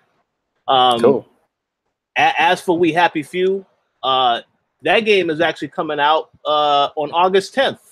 So that's coming out in about 2 or 3 weeks. And that's going to be good. Yeah, see, I'm like very slow with gaming news, but I just kind of try and pick up things, but I'm always in the dark. I'm always like hiding on the hill. Oh no, it's totally fine. That's totally fine. But I also am looking forward to that game because I didn't get a chance. I know it was they had it in early access on the Xbox preview program, but I didn't even bother getting that because I wanted to wait for the finished game. And as you said, they made a lot of changes to the game since then.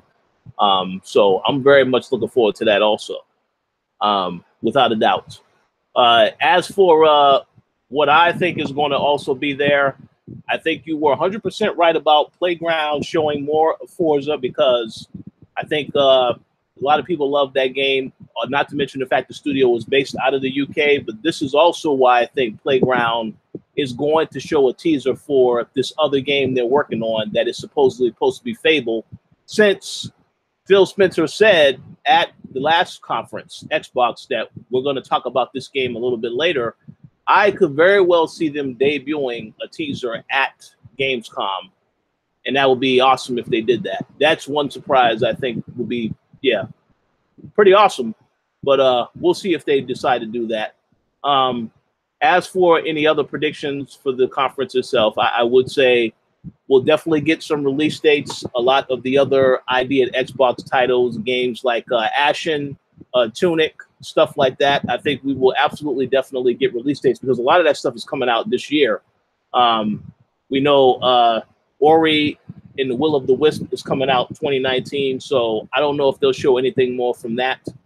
And then obviously they'll probably show more from a lot of the third-party titles they have that are coming out this year and early next year, similar to what they did at the Microsoft conference. But in terms of any other surprises, I don't really have any idea what else they could show, because again, I think they showed a lot at the Microsoft conference. So I think at this point we just need to get a couple of release dates, so a couple of confirmations. Maybe they can announce that there are other indies that are coming to Xbox first. But yeah, I don't know what else they can announce, but it's going to be a lot to look forward to. I will say that much. So how about you, Gary? We want to finish off with you. What do you think that Microsoft may talk about at their Gamescom show? Yeah, I mean, so since what threw everyone off, like when they said new hardware or whatever, but they actually meant like accessories and things like that. So they're probably going to show like new controllers and new, maybe like a new line of controllers and things like that. And I'll actually be interested in that because I actually need to get a new Xbox controller for PC because I've been using like the old Xbox 360 one with the cord and everything. And the thing is, a lot of games now on PC, when you use the controller, like, because there's certain games where I like to use a controller, like RPGs or things like that, where the button commands are a bit more complicated. Like for certain things, I like to use a controller. So, I like a lot of the button commands are showing like the new icons, and that always throws me off because the guide icon and the menu icon. And I'm still using a 360 controller. So for me, it's like still the start icon and the options icon or whatever it was. So like that always confuses me. So I need to upgrade to the new controller so I know exactly what symbols they're talking about in the games and stuff. But But yeah, I think they're probably going to show a lot, some new stuff like that, some new accessories, and maybe some different bundles for the Xbox One S and Xbox One X and things of that nature. And in terms of games, they better show us a Fire Crackdown demo or something, because yeah, I mean, like, if I was an Xbox owner, like, I'd be like, should I even be interested in this game or not? Like, it's been like 5 years or something. Like, so yeah, what is happening with that game? Seriously, like, it's not even a create your own character thing either. I mean, I can understand if that is the reason why it's taking so long, but it's not even. It's just such a random game that they're delaying, and I don't know if it has unnecessary hype behind it or whatever, but so weird. yeah, like it's about time they get that game out into the world, because it's a bit embarrassing at this point, in my opinion. So, but yeah, and probably more of the stuff you guys mentioned. I could picture seeing some of those games. Definitely Forza, because the European market is huge for driving games and stuff. So, yeah, I don't expect to see E3 level announcements or anything. Probably just a lot of like gameplay demos and announcing new accessories and things like that, and bundles. So that's kind of what I expect to see. Speaking of Forza, I would just add I fully expect to see an Xbox One bundle for that game, because that, like you said, that market is really into racing games. So I definitely see them announcing that, because I recall when they announced a bundle for, I believe it was Forza Motorsport 6. So yeah, that's definitely going to happen. Because I didn't mention hardware, I guess, in my opinion, I doubt they would show anything of it. But wasn't there recently, going back to Skyscraper, Dwayne "The Rock" Johnson, he visited like a amputee community, and he got to talking with them, and Xbox actually created and developed these controllers specifically for people with disabilities and amputees and stuff. I think that would kind of be cool, to be honest, to show as new hardware. It kind of brings in an interesting new audience, people who are gaming and have disabilities, and it just brings that audience in. And again, it's something good for a community to kind of enjoy. And obviously, new technology is always accepted in the way forward with things in life, and that would be kind of cool if that became like an official lineup of hardware.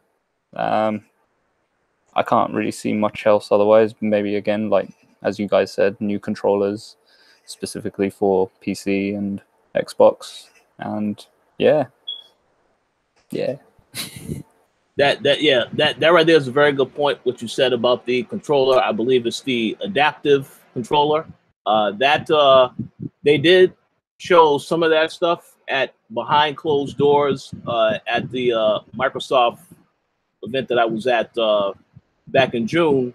But yeah, I do think that they may highlight that even further and show more of that there. So that is a very good guess as to what we could see. Yeah, but sounds awesome. Yes. So I mean, I'm looking forward to Gamescom. I'm curious to see what they show. And as once again, you mentioned The Last Night. I completely forgot about that game, so now I'm excited because I do remember it now that you mentioned it. So yeah, looking forward to that. But yeah. Any final thoughts before we go to our main discussion for today? I'm good. I'm good. All right, so the main topic for today's show, in the tradition of Gary, who has these topics that we are discussing more on, because there isn't really too much gaming news during the summertime. This week we're going to talk about our top 3 Telltale games.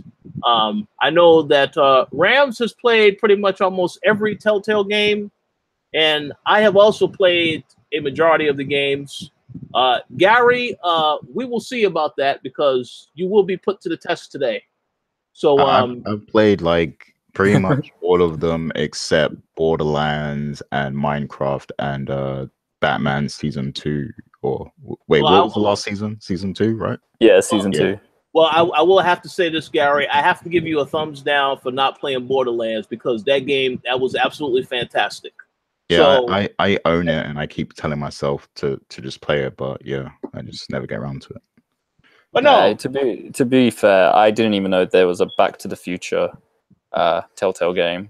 So I'm just like, why didn't I play that was the first one, right? Oh yeah, that wasn't the first one. I mean, I did play that. Yeah, because they've been making games since 2005. They had a lot of the Sam and Max. I actually played some of those games on my old computer back in the day when I was a kid. But it's nothing like the episodic stuff that they've done as of over the last 10 or so years. I thought the Back to the Future one was like the first episodic one or whatever, but I guess I'm wrong. Okay, well, see, I'm going to be a loser and say, obviously from Walking Dead is when I kind of knew of Telltale games. I know they'd done games beforehand, but yeah, Walking Dead was unfortunately the one that introduced me to it. Well. I think to be fair, that The Walking Dead, that is one of their most popular games that they've done. So I don't think it's bad to say that you were introduced to that point, because I think that is really that's when things started turning around for them significantly, when they released that. So that's nothing wrong with that point. But to answer your question, Gary, in terms of episodic, no, Back to the Future wasn't the first. They also had Sam and Max, as well as Monkey Island, and a few other games that they've done. So fair enough. Yeah, but that's okay. But so the top 3 games, I'm going to go to you first, Gary, because I'm curious what you're going to say, because I don't really know what all games you have played, but feel free to let us know what your top 3 are. Okay. Yeah, so like going into this, I had my list all set out and everything, and then I started thinking again, and I was like, maybe I need to change this a little bit. But okay, so I this is actually tough. Let me think. Okay, so I'm gonna go from number 3 to number 1, right? So this is tough. This is actually tough. Okay, yeah. So I'm gonna say that last Walking Dead season, Walking Dead season 3, I believe it was, that really impressed me, because season 2 was kind of meh, in my opinion. But that season 3 was pretty good, and it got me interested in the story and Clementine's development again and everything. So so I think I'm gonna have to say Walking Dead season 3 is my number 3. And then number 2, I'm glad this is finally coming back, but this is one of the standout Telltale series for me, and that's The Wolf Among Us. That that they only did 1 season, but that entire season I was hooked.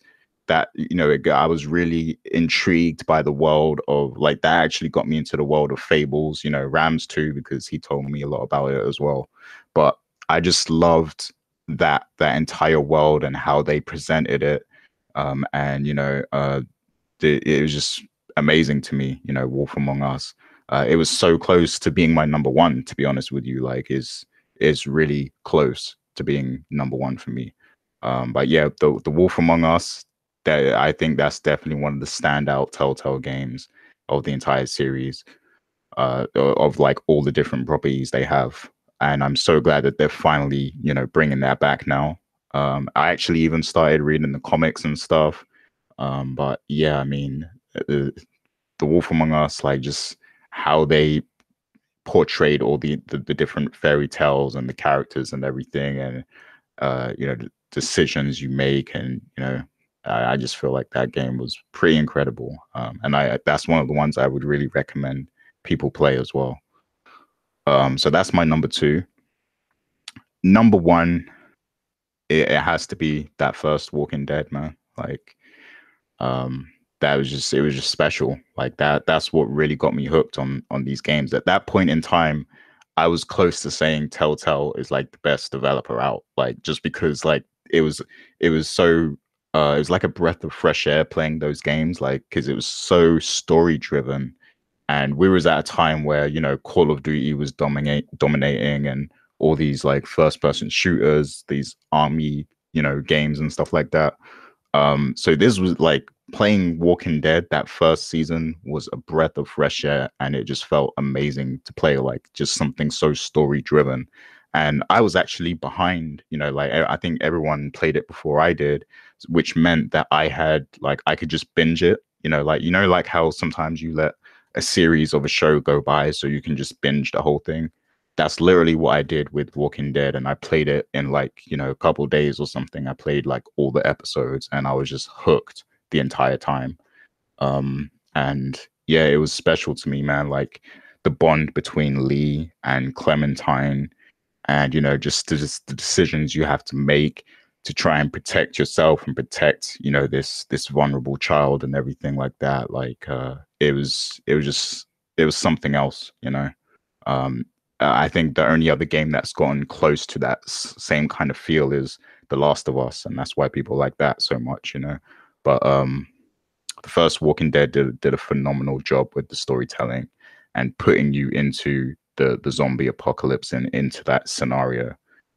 So that's definitely number one for me. I do want to say I really did enjoy Batman season 1, but I don't know, like I feel like at that point there was a lot of bugs that was starting to show in the Telltale engine, and you know, certain things like that, and I think that kind of set it back for me. So I didn't, you know, it didn't make my list, but I thought it was good. And considering Telltale had free reign to do whatever they wanted with these characters, I feel like they did a, you know, they did a good job experimenting like that. So that's an honorable mention. I also want to say the Game of Thrones series was trash. I ended up hating it. So yeah, that's not even. Wait, what? That was great. It was actually really good. I ended up hating it, to be honest. But yeah, I mean, oh, wow, okay, yeah. And I need to play Borderlands, but yeah, that's my list. So it's Walking Dead 3 at number 3, The Wolf Among Us, and Walking Dead 1. That's my list.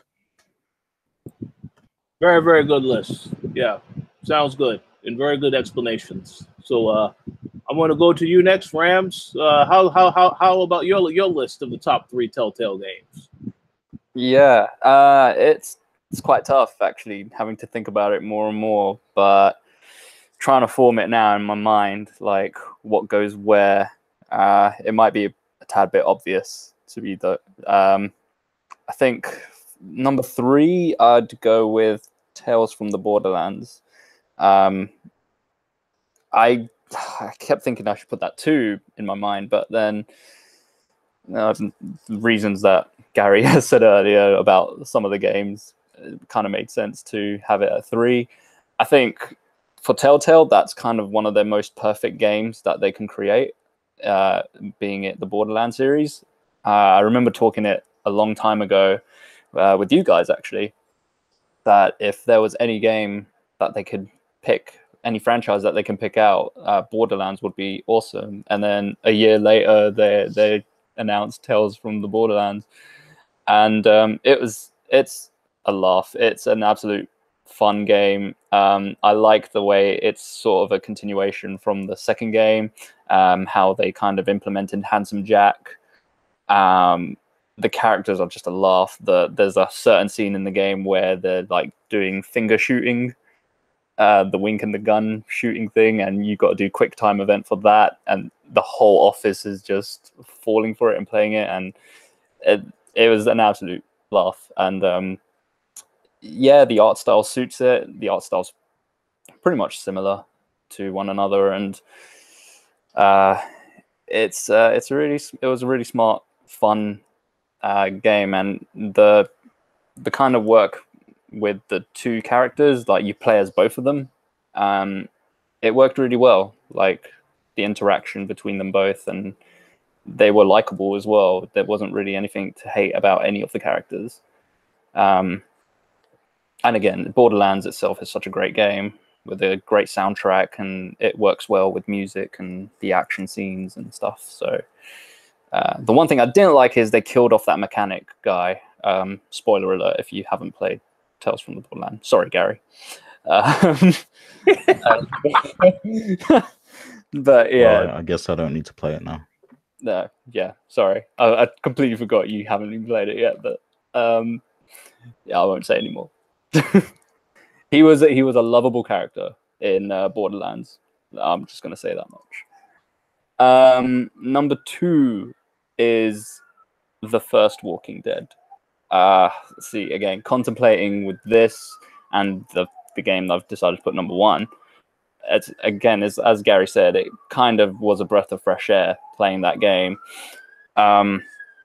Considering how I feel about the TV show itself, I'm not really a fan of it. I do love the comic books though, more and more. I just recently read the latest 2 volumes, and it was really good actually. That it just picked up completely from the last few volumes before, and this game just is clearly more focused on the comic storyline than it is like following the TV show, and it was done really, really well. It was written really well.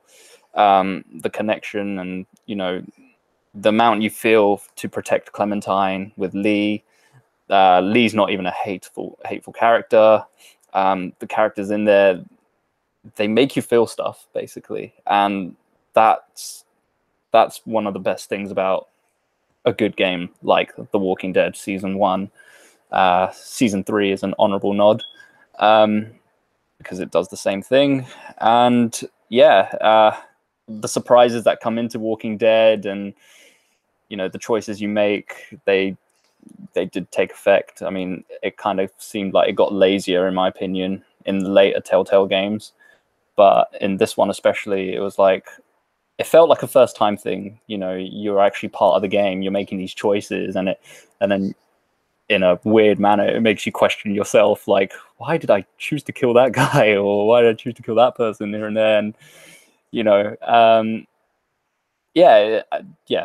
That started everything for Telltale completely, in my opinion, and a breath of fresh air game. Love the characters. I still miss Lee to this day, and yeah, Clementine's very cool. I'm looking forward to Season 4 because of Season 1 alone. And number 1, it's an obvious pick on my part. I have to go with Wolf Amongst Us. I'm a sucker for the storyline as it is. I love the whole dark, twisted world of fairy tale characters coming into the real world, and it's just not as glamorous and not as wonderful as we've all imagined it. I love the concept of they only exist because of how popular they are. I mean, that's not implemented in the game itself, but that's kind of the whole Fables ideal, and I think that will play definitely in Season 2. But yeah, I love that it's all kind of dark, and Cinderella's not as rich. Prince Charming is just like a douchebag, and it's Beauty and the Beast. Sorry, not Cinderella and Prince Charming. Yeah, they're all just like poor in this world, and yeah, you got the guy who looks like the WWE wrestler Dolph Ziggler, Jack from Jack and the Beanstalk. He's there, and he's just kind of like this shady dude. And then you got Bigby, who obviously the big bad wolf, and he's like the best character there. He's the main guy that you all love, even though he's like the most hated in story of Red Riding Hood. Yeah, that whole fantasy world is impressive to me. I love it, and I'm looking forward to Season 2 definitely. I think if they have more focus, I guess, on the fairy tale land, and my thought of that would be that Goldilocks is going to be involved in it. For those who don't read Fables, I think Goldilocks is like a rebel assassin, and so she's quite interesting in the comic books. So in this game, I'm looking forward to see what she does, if she's in it, that is. In general, I'm just looking forward to the game. But yeah, Wolf Among Us, my number 1 pick. Honorable mentions, I'm going to stick up for Game of Thrones, solely because at that point, when I said earlier, like Telltale kind of felt a bit lazy regards to the choice you make will affect future games. It kind of didn't, in my opinion, but Game of Thrones is the type of game, again, that's kind of suits Telltale logic, where, you know, if you watch the show, everyone pretty much dies. All the favorite characters you like die. So when I started playing Game of Thrones, I just felt like, screw it. If I die, I die. If I don't, I don't. And, you know, they put you in very difficult situations because you somewhat do care for some characters and somewhat don't. And then, yeah, I think they actually pulled it off really well, in my opinion. The first time I played it, I didn't like it. But the second time, yeah, sure, why not? And Walking Dead Season 3, I thought bringing in fresh characters was a good shout. I liked the main character. I'm probably the only person that didn't like the woman, because I just felt like that was just such a weird move. You're still married. What are you doing? And I didn't like it. Hey, it's weird. It was just like, she's hitting on you and she's like, you're clearly married. Like, yeah, I didn't like that whole like brother angle, like your brother's woman. It's well, like, hold on a second. Yeah, it's just so weird. It was like the brother as well. He was just so bizarre. He's like, take care of the family. He's like, okay, you better take care of the family. Okay, I will. Why don't you take care of the family? It's like, you take care of the family. Why are you like this? Like, oh, shut up, man. It's like, well, hold on a second. A question for both Gary and you too, Rams. Would it be fair to say that perhaps the writers were watching The Affair when they was writing the script for this particular season? I mean, I haven't seen The Affair TV show, so yeah, sure. Well, they were clearly watching some fucked up kind of incest type shit. So yeah. It was just weird. That kind of put me off. I think that's one of the reasons maybe is putting me off of putting it in my top 3. Top 5 definitely, but not top 3. It was a great game though. Nonetheless, it was like really fun. I like that Clementine came to her own, and that you didn't. I don't think you actually played her at all, which was nice. You only played her in her flashbacks, I guess, and then that kind of was cool. I like the idea of just having her as the sidekick, but she's a focus for sure. But she's there to help you, not the other way around this time. Yeah, I actually really liked that. Like the fact that she's a distant character kind of, but like, you know, she's a focal point, but you know, she's in the background and you have your own kind of path as well. So yeah. I mean, kind of cool. You know her and you know what she's capable of doing, and it's just like you don't need to play as her. She's just can handle herself because she's quite the badass. But then I also like the first season because I do like that there was a connection between Lee and Clementine, and you did want to protect her. She's a baby after all. She's like the little child, but you see her grow up and she's become like, you know, she's learned so much. And it's also following with the whole Walking Dead story. Like what you learn from Walking Dead in general is that these kids are growing up and they're just growing up learning how to just survive and constantly survive, and killing and murder and war. And it's like, that's the world that they grow up in, and that's how they are going to act and stuff. So, yeah, no, those are my couple of honorable mentions and my top 3 in general overall. I want to ask, like, first of all, what's your thoughts on Batman? And then secondly, did you play Guardians of the Galaxy? I didn't play Guardians of the Galaxy. I keep forgetting that actually exists. But Batman, I think with that game, it's weird because that's, to me, is where Telltale is just kind of like deliberately annoying you with those games. Like the situations that they put you in that game are deliberately no matter what you do, it's your fault, sort of thing.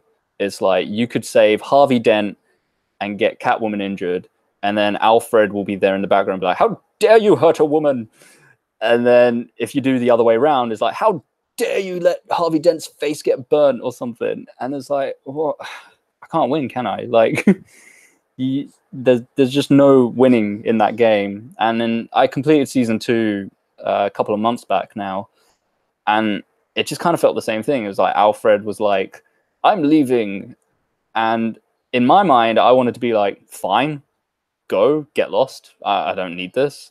But then, because you know Batman, and you know consciously, like, you want Alfred to stay or something, you're just like, oh, fine, I'll play the game of, you know, saying I'll never be Batman again, and kind of contradict it in the next season if that ever comes out and stuff. It was okay. The Batman games were fine, but I just did not like the decision makings, because it just felt like no matter what I did, it would be wrong anyways. Even, you know, fighting the Joker felt wrong. Like, there was some guilt trip from some character just making you feel crappy about it was my fault that the Joker became what he's become, and so on and so forth. Okay. I feel like, you know, I was telling Rich this as well, but I feel like with that ending, with the, you know, like you deciding not to be Batman or whatever, I feel like they're gonna just overwrite that in like the first 2 minutes of the next season. Exactly. And it's gonna be like, oh, Alfred's gonna be like, oh, we need you to do this, we need you to save Gotham or something like that. Exactly. It's just pointless. And it was in like even the first episode of season 2 as well. It like, I don't know how, I can't even remember what happened, but in my game, Alfred was just really ill and shocked from the last episode of the first season. I think he got hit by the gas or something. And he just kept milking that injury in each episode. I swear to God, he was just like, oh, if that thing didn't happen in episode 5, season 1, I would not be this frail. Alfred, calm the fuck down. Like, I'm done with this. It's like, move on. You're just old. But it's the Alfred from Batman and Robin, because he it is him. It's just him, just the old frail, like, I'm your father. You're the son I never wish I always had. Whatever. I don't know. It's just so annoying. It was just like guilt trip after guilt trip, and I just had enough at that point.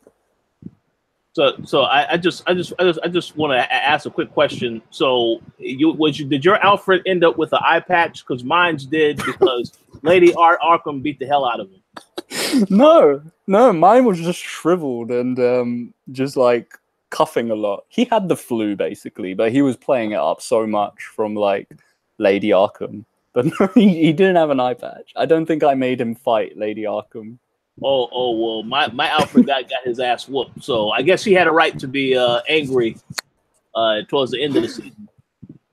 And that's what I mean. It's like no matter what decision you make, the outcome's always gonna make you feel like crap. Basically, it's like your ending seems more viable as to why he's upset at you. Like, you got him an eye patch for God's sake. You got the crap beaten out of him. Whereas mine, he just had the flu. I don't know what else I can say on that. You're supposed to buy him some medicine. I'm Batman. I'm too busy for that. He wants you to buy him medicine and stop saving people. Stop saving the city. That's what he wants. Yeah, I also think that was a bit of a cliche storyline. Like, just the whole, stop being Batman, live your life. And it's like, nah. I mean, can't do that. There isn't anyone else at that point. Like, the game didn't build up exactly any other superheroes in the game. It's like, you in your mind already think like, well, if there's no Batman, then crime's just going to keep going. And the police are corrupt. We've played through that many times as it is. It's like, why would you make me stop being Batman? I'm protecting the city, sort of thing. So yeah, to me personally, like, just the story was just a bit meh. Yeah, I understand that. Well, I think those are still great picks and honorable mentions, and you both have made my list now even harder to create, because there's a lot to say. So let me go ahead and start off with something controversial. My honorable mention actually is Batman: The Enemy Within, but not because of the stuff that we complained about. I think I can agree definitely with what you said, Rams, about not liking the way they handle some of the stuff. The reason why I say it's an honorable mention, though, is because of what they tried to do with changing some of the characters that they introduced. Of course, spoiler alert for Gary, there is a major death that takes place in this season that I did not see coming. And then when it happened in the first episode, I was like, well, wow. The character that came from that death, in the relationship that you have with that character, I thought was interesting the way they handled it. And then at the end of, because it is revealed that that character also had to do with another death that happened in that same episode. And then you have an option to whether or not to arrest that character or to work with that character. I thought that was a very interesting dynamic, because I don't really know if that character was ever introduced in the comics. Of course, I'm talking about the daughter. I don't know if that character was ever introduced in the comics. It felt like that was a new take on that. Plus, I also liked that they did include the Riddler in the first episode. I did not like the fact that he got taken out so quickly, but I did like the challenge that he presented, because I saw how they put together the riddle system, and I thought that was interesting. I wanted to see more of that. And unfortunately, we didn't get to see that much more because he got taken out very quickly. And I also think that the way they handled the Joker character and the way that the character unraveled as the season went on, I liked how they handled that, but I did not like how, when it got to a point where, as you already said, Rams, he still became a bad guy at the end. Now, they had this whole thing where, well, you can face the vigilante Joker or the villain Joker. I did not like how they handled that, because he still was somebody you had to deal with at the end, no matter what. But I will at least say it's an honorable mention, because I liked that they tried to take risk with some of the characters that they introduced, some of the newer things that they've done. So for that, I will give them an honorable mention, but it's not good enough to be in the top 3, unfortunately. But yes, that is my honorable mention. Another honorable mention, I want to say that I did somewhat like Guardians of the Galaxy. That might be controversial for some, because I know that has gotten mixed reviews. The only thing I like about it, once again, is they really emphasize the team element and the fact that it is a family-oriented, group of friends. Each episode was devoted to one of the characters in one of a story. Maybe in the case of Rocket Raccoon, the way they developed that character, they actually had a backstory that tells a little bit more about the character. I thought that stuff was very interesting, so I give them credit for trying to expand upon the characters and then the whole team dynamic.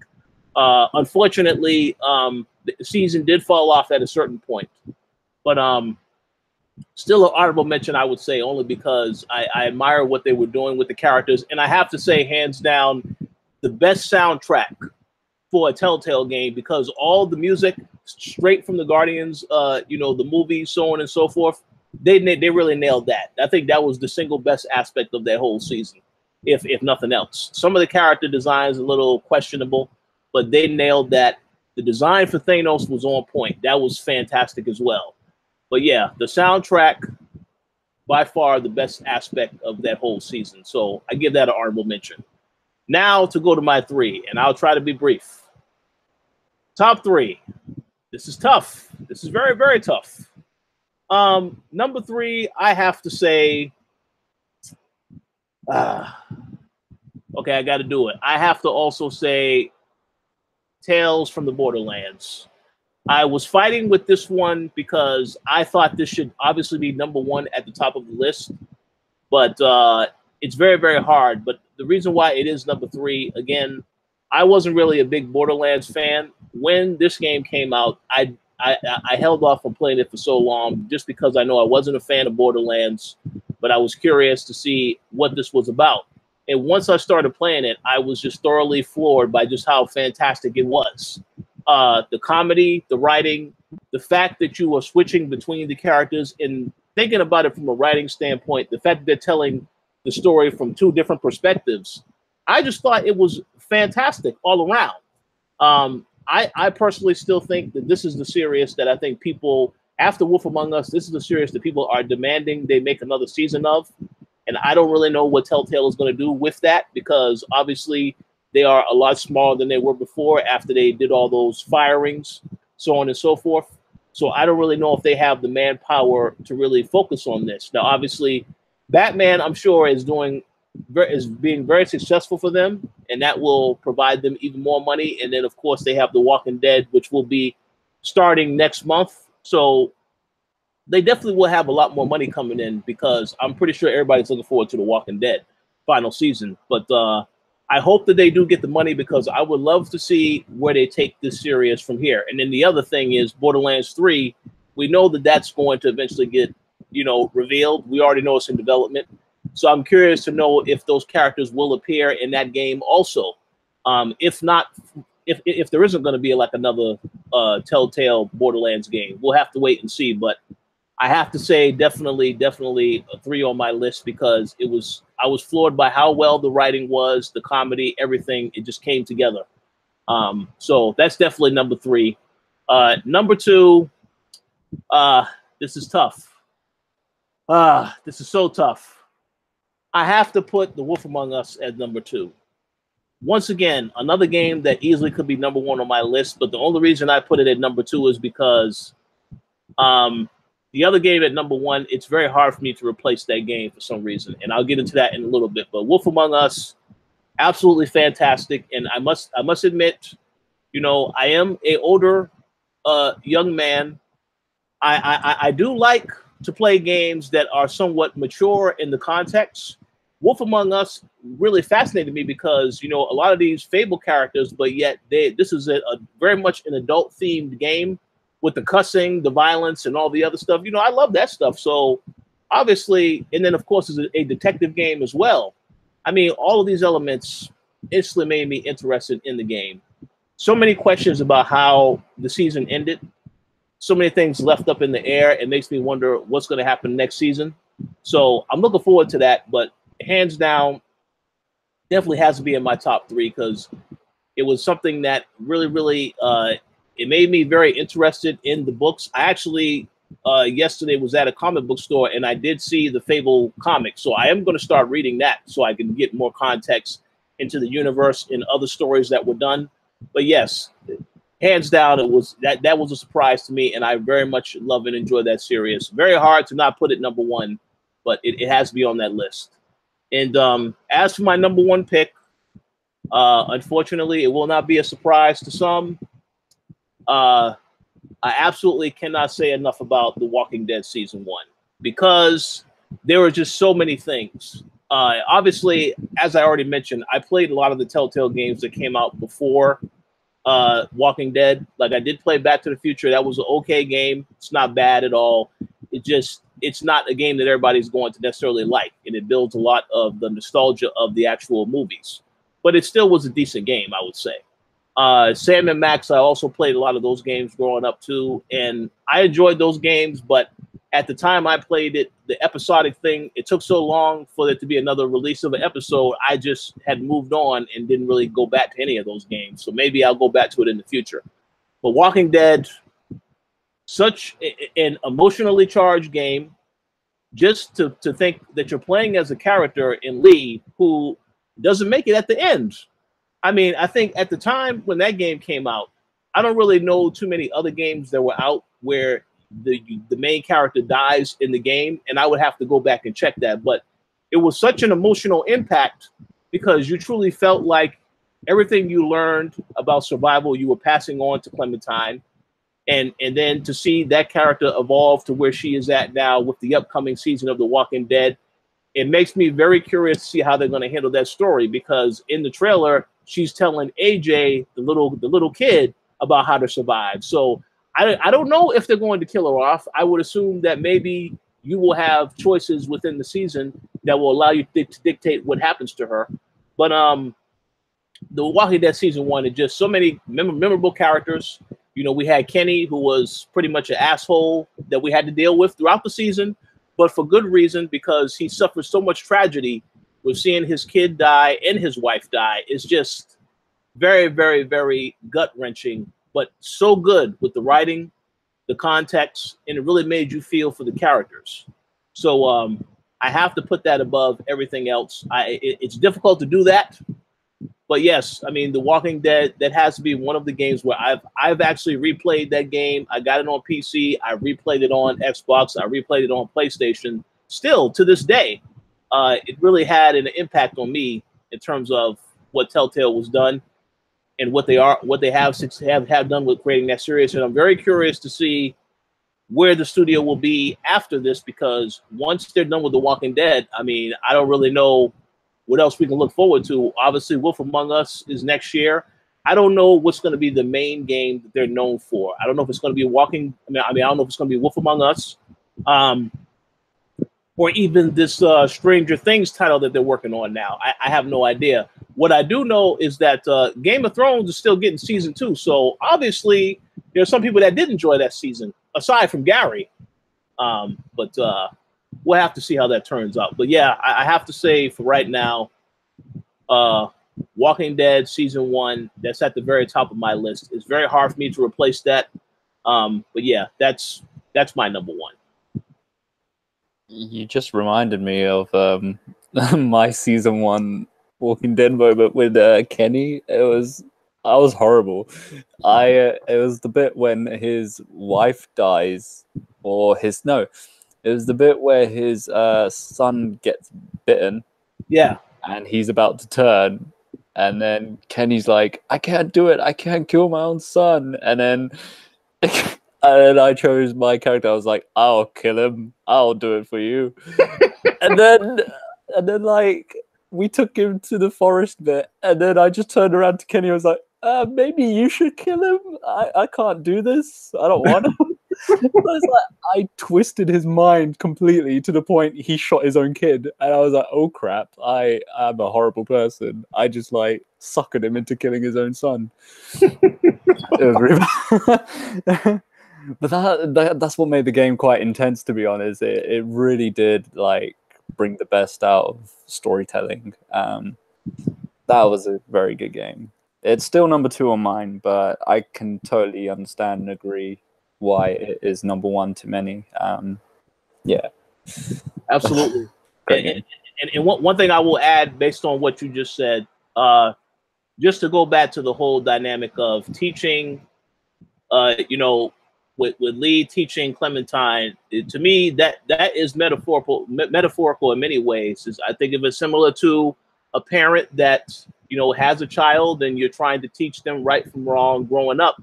And unfortunately, as we all know, eventually everybody does pass away. So I think of that parent, they teach their son or daughter everything, but then they pass away, whether it's untimely death or it happens naturally over time, and then the kid is left and has to survive in the world. So I think that is why, when I think about that, I mean, I don't have a kid, maybe one day, but that particular subject matter is very deep when you think about it. And the fact they were able to put it in that game, I really think that speaks volumes to how great they did with the writing. So that's why I said the whole thing with the final season, I am hopeful that Clem does not die, but I don't know. Based on that trailer I saw and the fact that she's telling AJ about this stuff, it really plants the seeds. And I think that for a lot of people that love a character like Lee, I think they kind of want to see somewhat of a reunion with Lee, where I don't know if Clementine does die, maybe they show her and they show Lee having a conversation in the afterlife or something of that effect. I don't want that to happen, but I do think there's some people that definitely miss Lee and they want to see Lee represented in some way in this last game. So we have to see how they handle that. I don't think she'll die. I can't. It would be very upsetting, put it that way. It'd be really upsetting if she did die. Like, I can't, because the whole point of Walking Dead in the comics is the main guy always stays alive. Like, no matter the situation he's in, no matter the consequences he's facing, he's the reason that the comic keeps going, that the story of The Walking Dead keeps going, is that he stays alive. Everything else around him will die or suffer, and he will suffer himself. I mean, he's got freaking amputated arms, and his legs just battered as well at some point in the comics, and he gets older, obviously. But the whole point is that he stays alive, and I think with the game, that's the same implication to Clementine. I think putting that in the trailer where she's warning the kid, you know, what do you do if I'm bit? What do you do when I'm about to turn? I think it's a tease more than anything. I really can't expect them to kill her off like that, or just give her the ending of like, oh, she's about to become a zombie. It would just upset a lot of people, I think. Oh yeah. Yeah, 100% correct. Well, we will find out sooner rather than later, because that episode does start August 14th. So, like I said, there's a lot of stuff coming out in August, so we'll see how that turns out. But yeah, that's my top 3 picks. Did you guys have anything else you wanted to mention about Telltale or any other topic before we wrap up today's show? No, I think I'm good. I'm good. How about you, Gary? No, I'm good. You're good. All right, so we thank you all for tuning in to today's show. I definitely would like to thank Rams for joining us as well. It was an excellent discussion. So final shout outs. Rams, do you have any shout outs that you want to give? I don't know. Thanks for letting me be on the show. It's been fun. Hopefully can do it again some other time. If you guys want, you can follow me on Twitter at Rameez Quadri. You probably won't be able to spell it. Screw it. Find me anyways. You can also add me on Instagram. It's Instagrameez. It's like Instagram, but with ease. There you go. That's my promo done for today. Thank you for having me on. Oh, yeah, of course, as always. And I would like to give a shout out to all the Patreon subscribers, as well as the people that are continuing to watch these shows. We appreciate your continued support, and definitely check out the WrestleCast, and as well as the next edition of PowerCast, which we will be recording soon. So stay tuned for that. And we appreciate all the comments, the support. So thank you very much. And Gary, the floor is yours. Yeah, big shouts to all of our Patreon supporters. I'm going to mention them now. That's M. Collins, Sean Gority, Stephen Ferron, Mauricio Aguilar, Himdil, Fergus Mills, Miguel, and Antonio Rogers.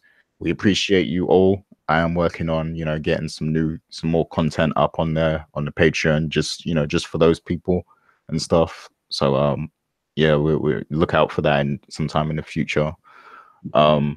And big shouts to everyone else at the Koalition, doing things, JJ, Dana, Tatiana, Tony, everyone else on the Koalition team and everything. And shouts to Rameez for joining us, and shouts to Carl as well, who's, one of our other friends. And, also shouts to some of the haters out there, Kieran, Edward, shouts to the haters too. I want to give a shout out to the haters, and I would like to let them know I'm still waiting for them to drop this show that they said is going to be hot fire. So we'll see about that. Yeah. And yeah, I think that's it for this week. So take care, and we will talk to you all next week. Peace.